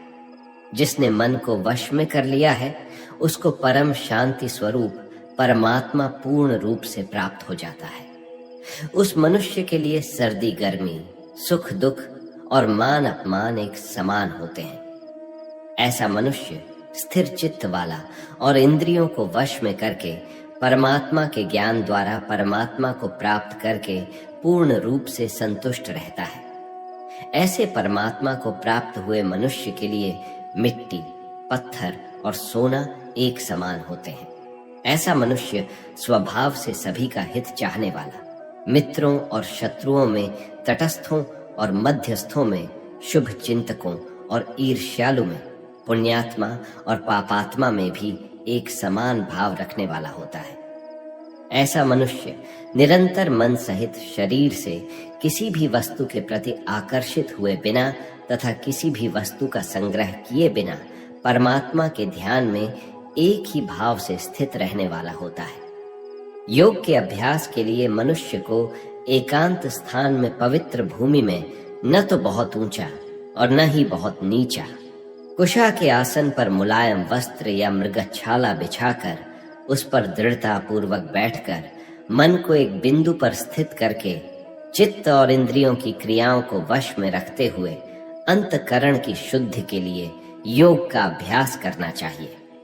योग के अभ्यास के लिए मनुष्य को अपने शरीर, गर्दन तथा सिर को अचल और स्थिर रखकर नासिका के आगे के सिरे पर दृष्टि स्थित करके इधर उधर अन्य दिशाओं को न देखता हुआ बिना किसी भय से इंद्रिय विषयों से मुक्त ब्रह्मचर्य व्रत में स्थित मन को भली भांति शांत करके मुझे अपना लक्ष्य बनाकर और मेरे ही आश्रय होकर अपने मन को मुझ में स्थिर करके मनुष्य को अपने हृदय में मेरा ही चिंतन करना चाहिए। इस प्रकार निरंतर शरीर द्वारा अभ्यास करके मन को परमात्मा स्वरूप में स्थिर करके परम शांति को प्राप्त हुआ योग में स्थित मनुष्य ही सभी सांसारिक बंधन से मुक्त होकर मेरे परम धाम को प्राप्त कर पाता है। हे अर्जुन, योग में स्थित मनुष्य को न तो अधिक भोजन करना चाहिए और न ही कम भोजन करना चाहिए, न ही अधिक सोना चाहिए और न ही सदा जागते रहना चाहिए। नियमित भोजन करने वाला, नियमित चलने वाला, नियमित जीवन निर्वाह के लिए कार्य करने वाला और नियमित सोने वाला योग में स्थित मनुष्य सभी सांसारिक कष्टों से मुक्त हो जाता है। योग में स्थित मनुष्य का योग के अभ्यास द्वारा मन जब आत्मा में स्थित परमात्मा में ही विलीन हो जाता है तब वह सभी प्रकार की सांसारिक इच्छाओं से मुक्त हो जाता है। उस समय वह पूर्ण रूप से योग में स्थिर कहा जाता है। उदाहरण के लिए, जिस प्रकार बिना हवा वाले स्थान में दीपक की लौ बिना इधर उधर हो स्थिर रहती है, उसी प्रकार योग में स्थित मनुष्य का मन निरंतर आत्मा में स्थित परमात्मा में स्थिर रहता है। योग के अभ्यास द्वारा जिस अवस्था में सभी प्रकार की मानसिक गतिविधियां रुक जाती है, उस समाधि रूपी अवस्था में मनुष्य अपनी ही आत्मा में परमात्मा को साक्षात्कार करके अपनी ही आत्मा में पूर्व संतुष्ट रहता है। तब वह अपनी शुद्ध चेतना द्वारा प्राप्त करने योग्य परम आनंद को शरीर से अलग जानता है और उस अवस्था में परम तत्व परमात्मा में स्थित वह योगी कभी भी विचलित नहीं होता है। परमात्मा को प्राप्त करके वह योग में स्थित मनुष्य परम आनंद को प्राप्त होकर इससे अधिक अन्य कोई सुख नहीं मानता हुआ भारी से भारी दुख में भी विचलित नहीं होता है। मनुष्य को चाहिए कि दृढ़ विश्वास के साथ योग का अभ्यास करते हुए सभी सांसारिक संसर्ग से उत्पन्न दुखों से बिना विचलित हुए योग समाधि में स्थित रहकर कार्य करें। मनुष्य को चाहिए कि मन में उत्पन्न होने वाली सभी सांसारिक इच्छाओं को पूर्ण रूप से त्याग कर और मन द्वारा इंद्रियों के समूह को सभी ओर से अपने वश में रखे। मनुष्य को चाहिए कि मन को आत्मा में स्थित करके परमात्मा के चिंतन के अलावा अन्य किसी वस्तु का चिंतन न करे। मनुष्य को चाहिए कि स्वभाव से स्थिर न रहने वाला और सदा चंचल रहने वाला ये मन जहां जहां भी प्रकृति में जाए वहां वहां से खींचकर अपनी आत्मा में ही स्थिर करे। योग में स्थित मनुष्य का मन जब परमात्मा में एक ही भाव में स्थिर रहता है और जिसकी राजगुण से उत्पन्न होने वाली कामनाएं भली प्रकार से शांत हो चुकी है, ऐसा योगी सभी पाप कर्मों से मुक्त होकर परम आनंद को प्राप्त करता है। इस प्रकार योग में स्थित मनुष्य निरंतर योगाभ्यास द्वारा सभी प्रकार के पापों से मुक्त होकर सुख पूर्वक परब्रह्म से एक ही भाव में स्थिर रहकर दिव्य प्रेम स्वरूप परम आनंद को प्राप्त करता है। योग में स्थित मनुष्य सभी प्राणियों में एक ही आत्मा का प्रसार देखता है और सभी प्राणियों को उस एक ही परमात्मा में स्थित देखता है। ऐसा योगी सभी को एक समान भाव से देखने वाला होता है। जो मनुष्य सभी प्राणियों में मुझ परमात्मा को ही देखता है और सभी प्राणियों को मुझ परमात्मा में ही देखता है, उसके लिए मैं कभी अदृश्य नहीं होता हूं और वह मेरे लिए कभी अदृश्य नहीं होता है। योग में स्थित जो मनुष्य सभी प्राणियों के हृदय में मुझको स्थित देखता है और भक्ति भाव में स्थित होकर मेरा ही स्मरण करता है, वह योगी सभी प्रकार से सदैव मुझ में ही स्थित रहता है।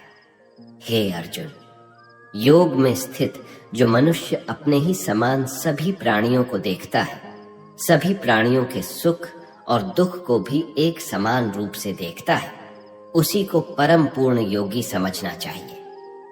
अर्जुन ने कहा, हे मधुसूदन, यह योग की विधि जिसके द्वारा समत्व भाव दृष्टि मिलती है, जिसका कि आपके द्वारा वर्णन किया गया है, मन के चंचलता के कारण मैं इस स्थिति में स्वयं को अधिक समय तक स्थिर नहीं देखता हूं। हे कृष्ण, क्योंकि यह मन निश्चय ही बड़ा चंचल है, बड़ा ही हाथी तथा बलवान है। मुझे इस मन को वश में करना वायु को वश में करने के समान अत्यंत कठिन लगता है।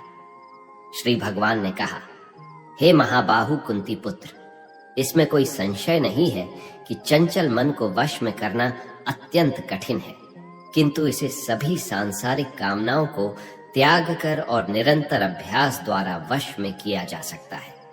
जिस मनुष्य द्वारा मन को वश में नहीं किया गया है, ऐसे मनुष्य के लिए परमात्मा की प्राप्ति असंभव है, लेकिन मन को वश में करने वाले प्रयत्नशील मनुष्य के लिए परमात्मा की प्राप्ति सहज होता है, ऐसा मेरा विचार है। अर्जुन ने कहा, हे कृष्ण, प्रारंभ में श्रद्धा पूर्वक योग में स्थिर रहने वाला किंतु बाद में योग से विचलित मन वाला असफल मनुष्य परम सिद्धि को न प्राप्त करके किस लक्ष्य को प्राप्त करता है?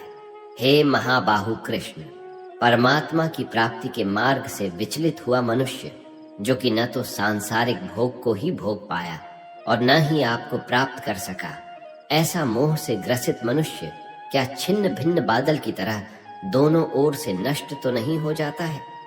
हे श्री कृष्ण, मैं आपसे प्रार्थना करता हूँ कि मेरे संशय को संपूर्ण रूप से केवल आप ही दूर कर सकते हैं, क्योंकि आपके अतिरिक्त अन्य कोई इस संशय को दूर करने वाला मिलना संभव नहीं है। श्री भगवान ने कहा, हे पृथा पौत्र, उस असफल योगी का न तो इस जन्म में और न अगले जन्म में ही विनाश होता है, क्योंकि परम कल्याणकारी नियत कर्म करने वाला कभी भी दुर्गति को प्राप्त नहीं होता है।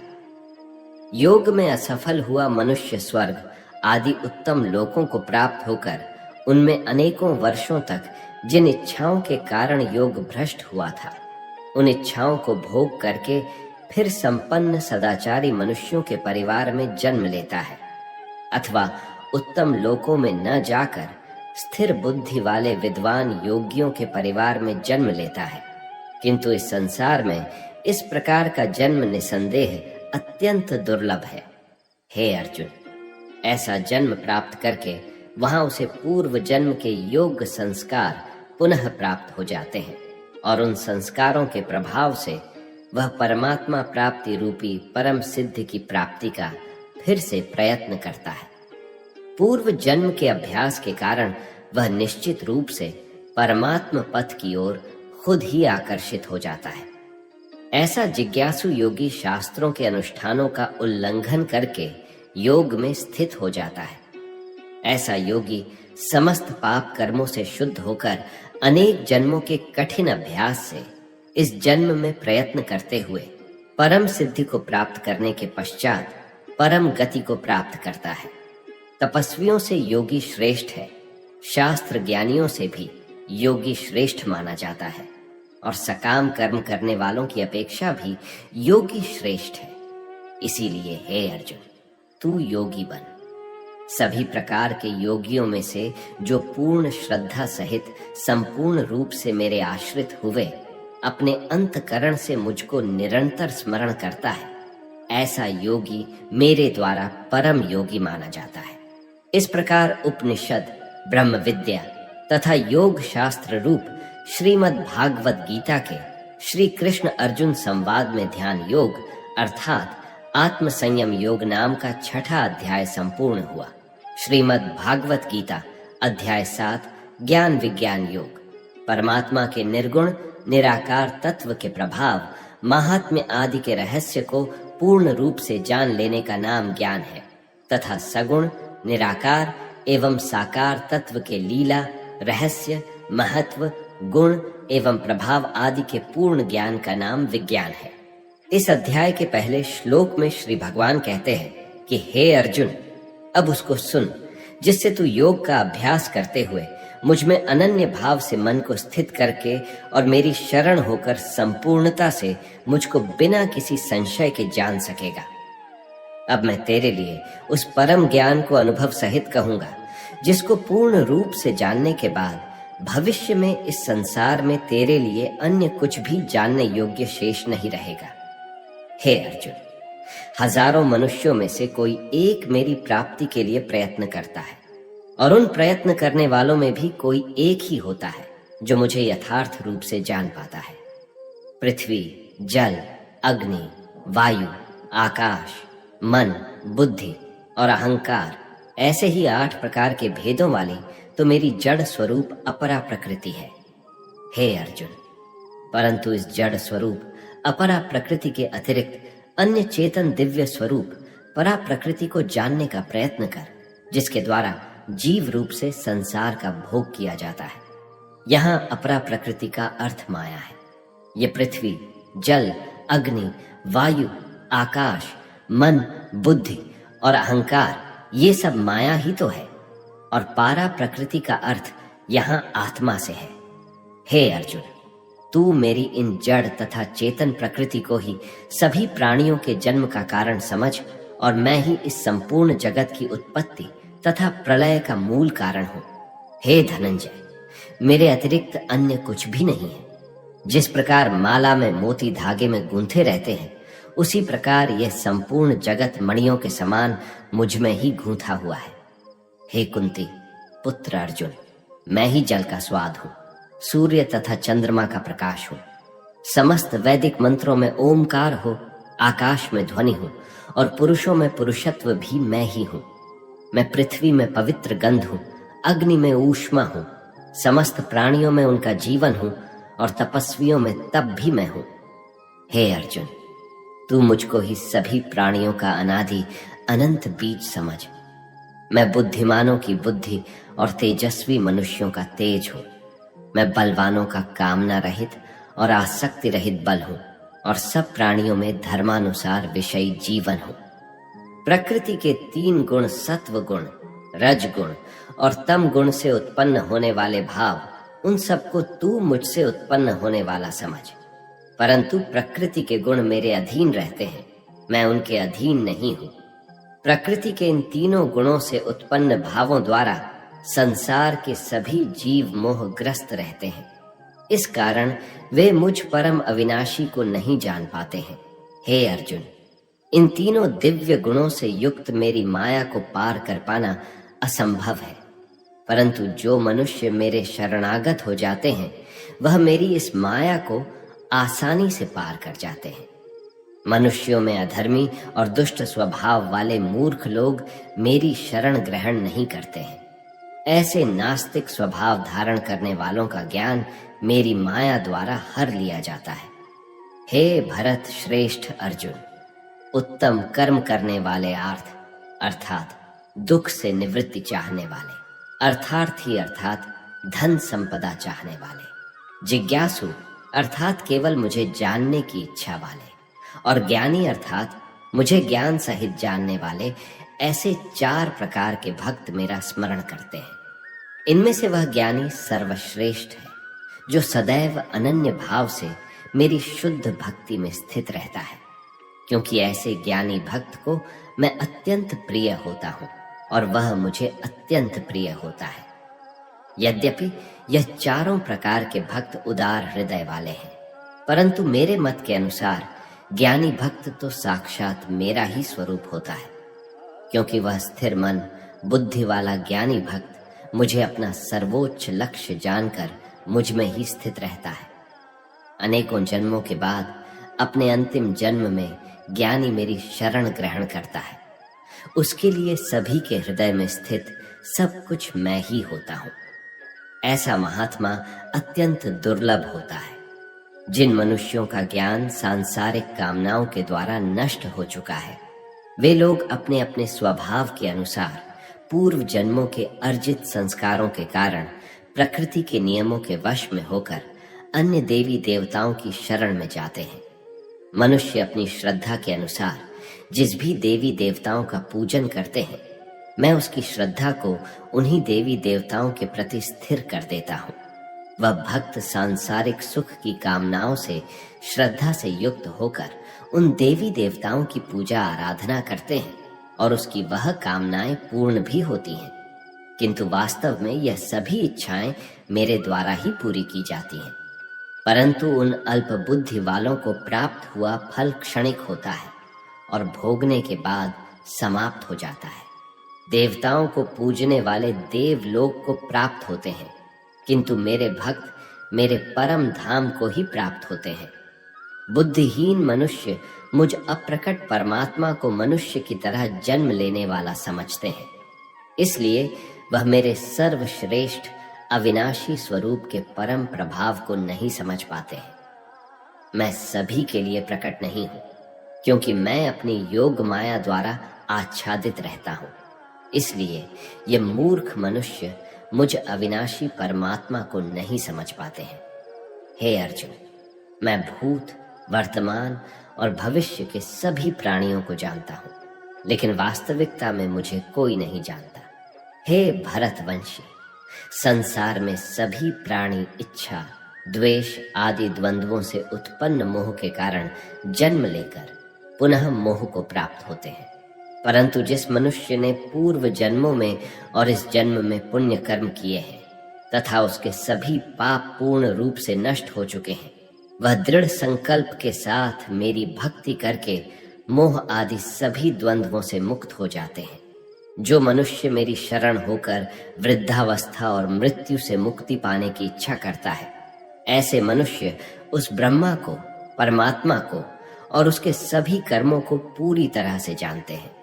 जो मनुष्य मुझे अध्यभूत अर्थात संपूर्ण जगत का कर्ता, अधिदैव अर्थात संपूर्ण देवताओं का नियंत्रक तथा अधियज्ञ अर्थात संपूर्ण फलों का भोक्ता समझता है और जिसका मन निरंतर मुझ में स्थित रहता है, वह मनुष्य मृत्यु के समय में भी मुझे जानता है और मेरे परम धाम को प्राप्त होता है। इस प्रकार उपनिषद, ब्रह्म विद्या तथा योग शास्त्र रूप श्रीमद् भागवत गीता के श्री कृष्ण अर्जुन संवाद में ज्ञान विज्ञान योग नाम का 7वां अध्याय संपूर्ण हुआ। श्रीमद् भागवत गीता अध्याय 8 अक्षर ब्रह्मा योग। अर्जुन के 7 प्रश्नों के उत्तर। अर्जुन पूछते हैं, हे पुरुषोत्तम, यह ब्रह्मा क्या है? आध्यात्म क्या है? कर्म क्या है? अधिभूत किसे कहते हैं और अधिदैव कौन कहलाते हैं?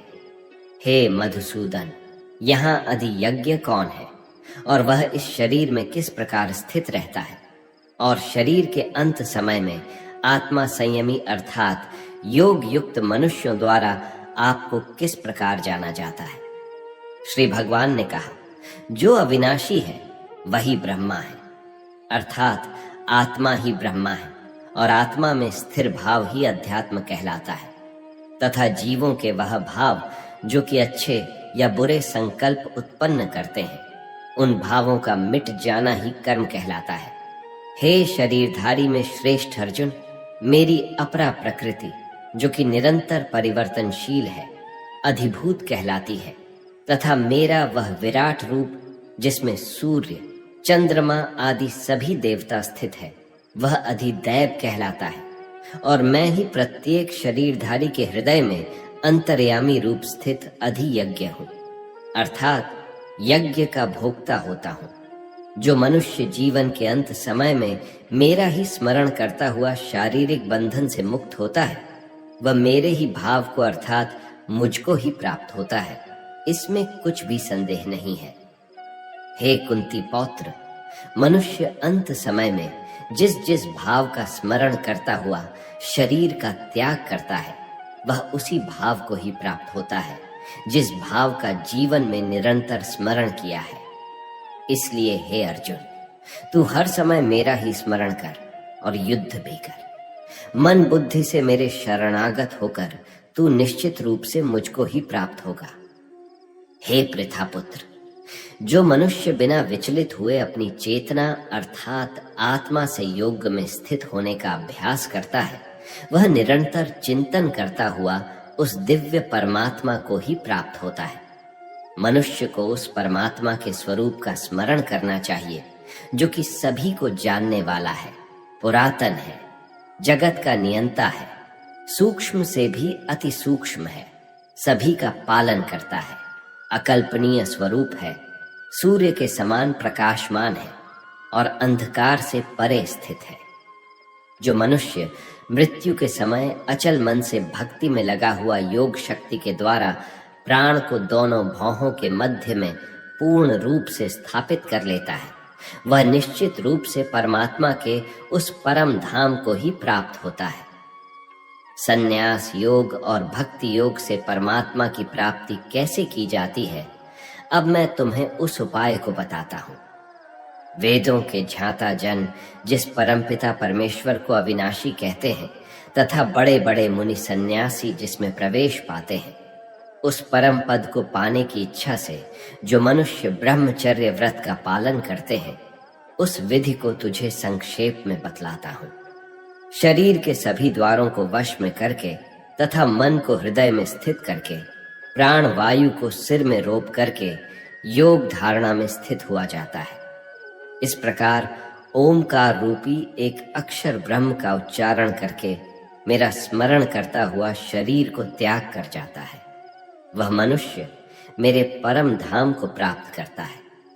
हे पृथापुत्र अर्जुन, जो मनुष्य मेरे अतिरिक्त अन्य किसी का मन से चिंतन नहीं करता है और सदैव नियमित रूप से मेरा ही स्मरण करता है, उस नियमित रूप से मेरी भक्ति में स्थित भक्त के लिए मैं सरलता से प्राप्त हो जाता हूँ। मुझे प्राप्त करके उस मनुष्य का इस दुख रूपी अस्तित्व रहित क्षण भंगुर संसार में पुनर्जन्म कभी नहीं होता है, बल्कि वह महात्मा परम सिद्धि को प्राप्त करके मेरे परम धाम को प्राप्त होता है। हे अर्जुन, इस ब्रह्मांड में निम्न लोक से ब्रह्मलोक तक के सभी लोकों में सभी जीव जन्म मृत्यु को प्राप्त होते रहते हैं, किंतु हे कुंती पुत्र अर्जुन, मुझे प्राप्त करके मनुष्य का पुनर्जन्म कभी नहीं होता है। जो मनुष्य 1000 चतुर्युगों का ब्रह्मा का दिन और 1000 चतुर्युगों की ब्रह्मा की रात्रि को जानते हैं, वह मनुष्य समय के तत्व को वास्तविकता से जानने वाले होते हैं। ब्रह्मा के दिन की शुरुआत में सभी जीव उस अव्यक्त से प्रकट होते हैं और रात्रि की शुरुआत में पुनः अव्यक्त में ही विलीन हो जाते हैं। उस अव्यक्त को ही ब्रह्मा के नाम से जाना जाता है। हे पृथा पुत्र, वही यह समस्त जीवों का समूह बार बार उत्पन्न और विलीन होता रहता है। ब्रह्मा की रात्रि के आने पर विलीन हो जाता है और दिन के आने पर अपने आप प्रकट हो जाता है।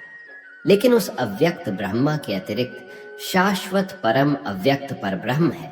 वह परब्रह्म सभी जीवों के नाश होने पर भी कभी नष्ट नहीं होता है। जिसे वेदों में अव्यक्त अविनाशी के नाम से कहा गया है, उसी को परम गति कहा जाता है। जिसको प्राप्त करके मनुष्य कभी वापस नहीं आता है, वही मेरा परम धाम है।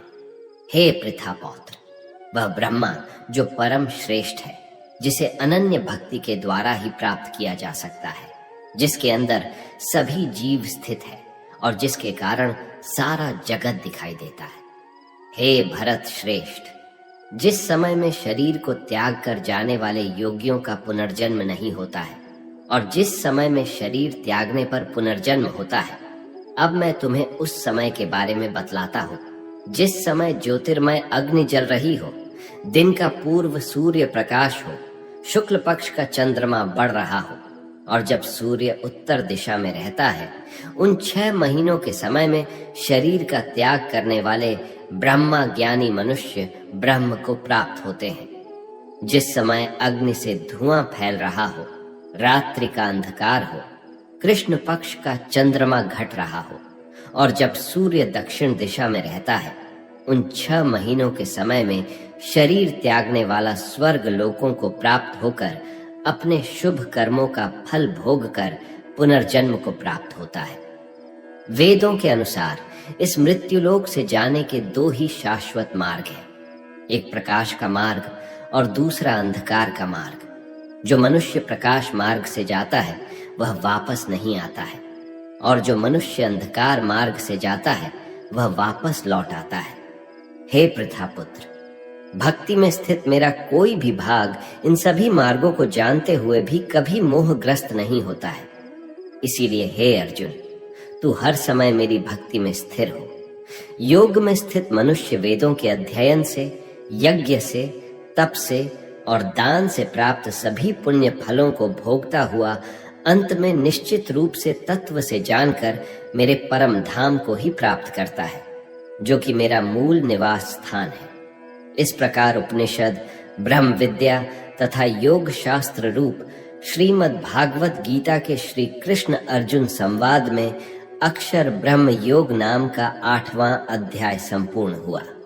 श्रीमद् भगवत गीता अध्याय 9 राज विद्या योग। श्री भगवान ने कहा, हे अर्जुन, अब मैं तुच्छ ईर्ष्या न करने वाले के लिए इस परम गोपनीय ज्ञान को अनुभव सहित कहता हूँ, जिसको जानकर तू इस दुख रूपी संसार से मुक्त हो सकेगा।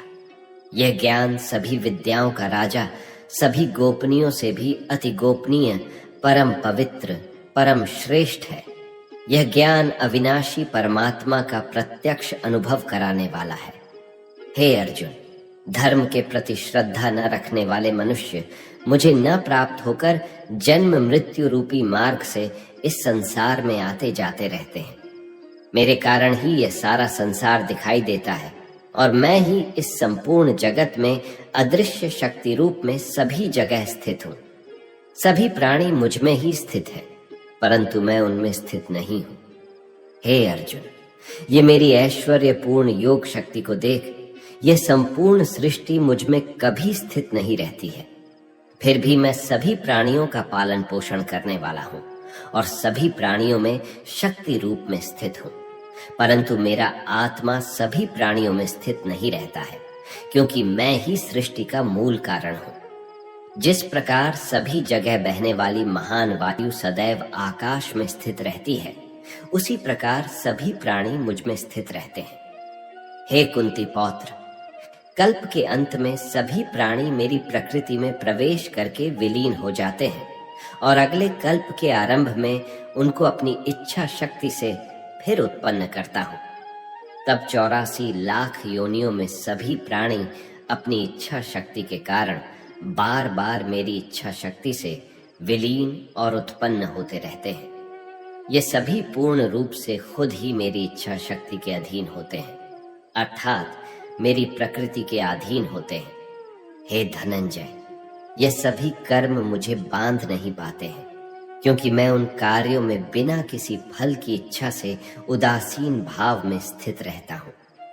हे कुंती पुत्र, मेरी अधीनता में मेरी अपरा शक्ति सभी चर तथा अचर जीव उत्पन्न और विनष्ट करती रहती है। इसी कारण से यह संसार परिवर्तनशील है। मूर्ख मनुष्य मुझे अपने ही समान जन्म मृत्यु को प्राप्त होने वाला समझते हैं, इसलिए वह सभी मनुष्य जीवात्माओं का परम ईश्वर वाले मेरे स्वभाव को नहीं समझ पाते हैं। ऐसे मनुष्य कभी न पूर्ण होने वाली आशा में, कभी न पूर्ण होने वाले कर्मों में और कभी न प्राप्त होने वाले ज्ञान में मोहग्रस्त होकर मेरी मोहने वाली भौतिक प्रकृति की ओर आकृष्ट होकर निश्चित रूप से राक्षसी प्रवृत्ति और आसुरी स्वभाव धारण किए रहते हैं। हे पृथापुत्र, मोह से मुक्त हुए महापुरुष दैवीय स्वभाव को धारण करके मेरी शरण ग्रहण करते हैं और मुझको सभी जीवात्माओं का उद्गम जानकर अनन्य भाव से मुझ अविनाशी का स्मरण करते हैं।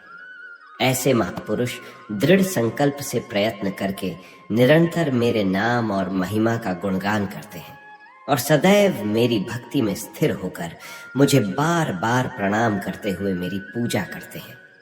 कुछ मनुष्य ज्ञान के अनुशीलन द्वारा यज्ञ करके, कुछ मनुष्य मुझे एक ही तत्व जानकर, कुछ मनुष्य अलग अलग तत्व जानकर अनेक विधियों से निश्चित रूप से मेरे वैश्व स्वरूप की ही पूजा करते हैं।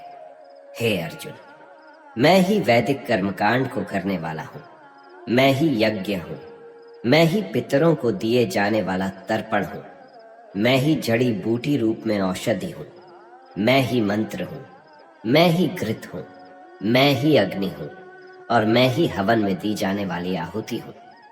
इस संपूर्ण ब्रह्मांड का मैं ही पालन करने वाला पिता हूं, मैं ही उत्पन्न करने वाली माता हूं, मैं ही मूल स्रोत दाता हूं, मैं ही इसे धारण करने वाला हूं, मैं ही पवित्र करने वाला ओमकार शब्द हूं, मैं ही ऋग्वेद, सामवेद और यजुर्वेद हूं, मैं ही सभी प्राप्त होने वाला परम लक्ष्य हूं, मैं ही सभी का भरण पोषण करने वाला हूं, मैं ही सभी का स्वामी हूं, मैं ही सभी के अच्छे बुरे कर्मों को देखने वाला हूं, मैं ही सभी का परम धाम हूं, मैं ही सभी की शरण स्थली हूं, मैं ही सभी से प्रेम करने वाला घनिष्ठ मित्र हूं, मैं ही सृष्टि को उत्पन्न करने वाला हूं, मैं ही सृष्टि का संहार करने वाला हूं, मैं ही सभी का स्थिर आधार हूं, मैं ही सभी को आश्रय देने वाला हूं और मैं ही सभी का अविनाशी कारण हूं। हे अर्जुन, मैं ही सूर्य रूप में तप कर जल को भाप रूप में रोककर बारिश रूप में उत्पन्न होता हूं, मैं ही निश्चित रूप से अमर तत्व हूं, मैं ही मृत तत्व हूं, मैं ही सत्य रूप में तत्व हूं और मैं ही असत्य रूप में पदार्थ हूं। जो मनुष्य तीनों वेदों के अनुसार यज्ञों के द्वारा मेरी पूजा करके सभी पापों से पवित्र होकर स्वर्ग लोकों की प्राप्ति के लिए प्रार्थना करते हैं, वह मनुष्य अपने पुण्य के फल स्वरूप इंद्र लोक में जन्म को प्राप्त होकर स्वर्ग में देवी देवताओं वाले सुखों को भोगते हैं। वह जीवात्मा उस विशाल स्वर्ग लोक के सुखों का भोग करके पुण्य फलों के समाप्त होने पर इस मृत्यु लोक में पुनः जन्म को प्राप्त होते हैं। इस प्रकार तीनों वेदों के सिद्धांतों का पालन करके सांसारिक सुख की कामना वाले मनुष्य बार बार जन्म और मृत्यु को प्राप्त होते रहते हैं। जो मनुष्य एकमात्र मुझे लक्ष्य मानकर अनन्य भाव से मेरा ही स्मरण करते हुए कर्तव्य कर्म द्वारा पूजा करते हैं, जो सदैव निरंतर मेरी भक्ति में लीन रहता है, उस मनुष्य की सभी जरूरतें और सुरक्षा की जिम्मेदारी मैं स्वयं निभाता हूं। हे कुंती पुत्र, जो भी मनुष्य श्रद्धा पूर्वक भक्ति भाव से अन्य देवी देवताओं को पूजा करते हैं, वह भी निश्चित रूप से मेरी ही पूजा करते हैं, किंतु उनका वह पूजा करना अज्ञानता पूर्ण मेरी प्राप्ति की विधि से अलग त्रुटिपूर्ण होता है। मैं ही निश्चित रूप से समस्त यज्ञों का भोग करने वाला हूं और मैं ही स्वामी हूं, परंतु वह मनुष्य मेरे वास्तविक स्वरूप को तत्व से नहीं जानते, इसलिए वह कामनाओं के कारण पुनर्जन्म को प्राप्त होते हैं। जो मनुष्य देवताओं की पूजा करते हैं वह देवताओं को प्राप्त होते हैं। जो अपने पूर्वजों की पूजा करते हैं वह पूर्वजों को प्राप्त होते हैं। जो भूतों की पूजा करते हैं वह उन भूतों के कुल को प्राप्त होते हैं। परंतु जो मनुष्य मेरी पूजा करते हैं वह मुझे ही प्राप्त होते हैं। जो मनुष्य एक पत्ता, एक फूल, एक फल, थोड़ा सा जल और कुछ भी निष्काम भक्ति भाव से अर्पित करता है, उस शुद्ध भक्त का निष्काम भक्ति भाव से अर्पित किया हुआ सभी कुछ मैं स्वीकार करता हूँ। हे कुंती पुत्र, तू जो भी कर्म करता है, जो भी खाता है, जो भी हवन करता है, जो भी दान देता है और जो भी तपस्या करता है, उस सभी को मुझे समर्पित करते हुए कर। इस प्रकार तू समस्त अच्छे और बुरे कर्मों के फलों के बंधन से मुक्त हो जाएगा और मन से सभी सांसारिक कर्मों को त्याग कर मन को परमात्मा में स्थिर करके विशेष रूप से मुक्त होकर मुझे ही प्राप्त होगा। मैं सभी प्राणियों में समान रूप से स्थित हूँ। सृष्टि में न किसी से द्वेष रखता हूँ और न ही कोई मेरा प्रिय है। परंतु जो मनुष्य शुद्ध भक्ति भाव से मेरा स्मरण करता है तब वह मुझ में स्थित रहता है और मैं भी निश्चित रूप से उसमें स्थित रहता हूँ। यदि कोई भी अत्यंत दुराचारी मनुष्य अनन्य भाव से मेरा निरंतर स्मरण करता है तो वह निश्चित रूप से साधु ही समझना चाहिए, क्योंकि वह संपूर्ण रूप से मेरी भक्ति में ही स्थित है। हे अर्जुन, वह शीघ्र ही मन से शुद्ध होकर धर्म का आचरण करता हुआ चिरस्थायी परम शांति को प्राप्त होता है। इसलिए तू निश्चित होकर घोषित कर दे कि मेरा भक्त कभी नष्ट नहीं होता है। हे पृथापुत्र, स्त्री, वैश्य, शूद्र, भूत, पिशाच कोई भी हो, वह भी मेरी शरण ग्रहण करके मेरे परम धाम को ही प्राप्त होते हैं। तो फिर पुण्यात्मा ब्राह्मणों, भक्तों और राजर्षिक क्षत्रियों का तो कहना ही क्या है। इसीलिए 2 क्षण में नष्ट होने वाले दुख से भरे हुए इस जीवन में निरंतर मेरा ही स्मरण कर। हे अर्जुन, तू मुझ में ही मन को स्थिर कर, मेरा ही भक्त बन, मेरी ही पूजा कर और मुझे ही प्रणाम कर। इस प्रकार अपने मन को मुझ परमात्मा में पूर्ण रूप से स्थिर करके मेरी शरण होकर तू निश्चित रूप से मुझे ही प्राप्त होगा। इस प्रकार उपनिषद, ब्रह्म विद्या तथा योग शास्त्र रूप श्रीमद् भागवत गीता के श्री कृष्ण अर्जुन संवाद में राज विद्या योग नाम का 9वां अध्याय संपूर्ण हुआ।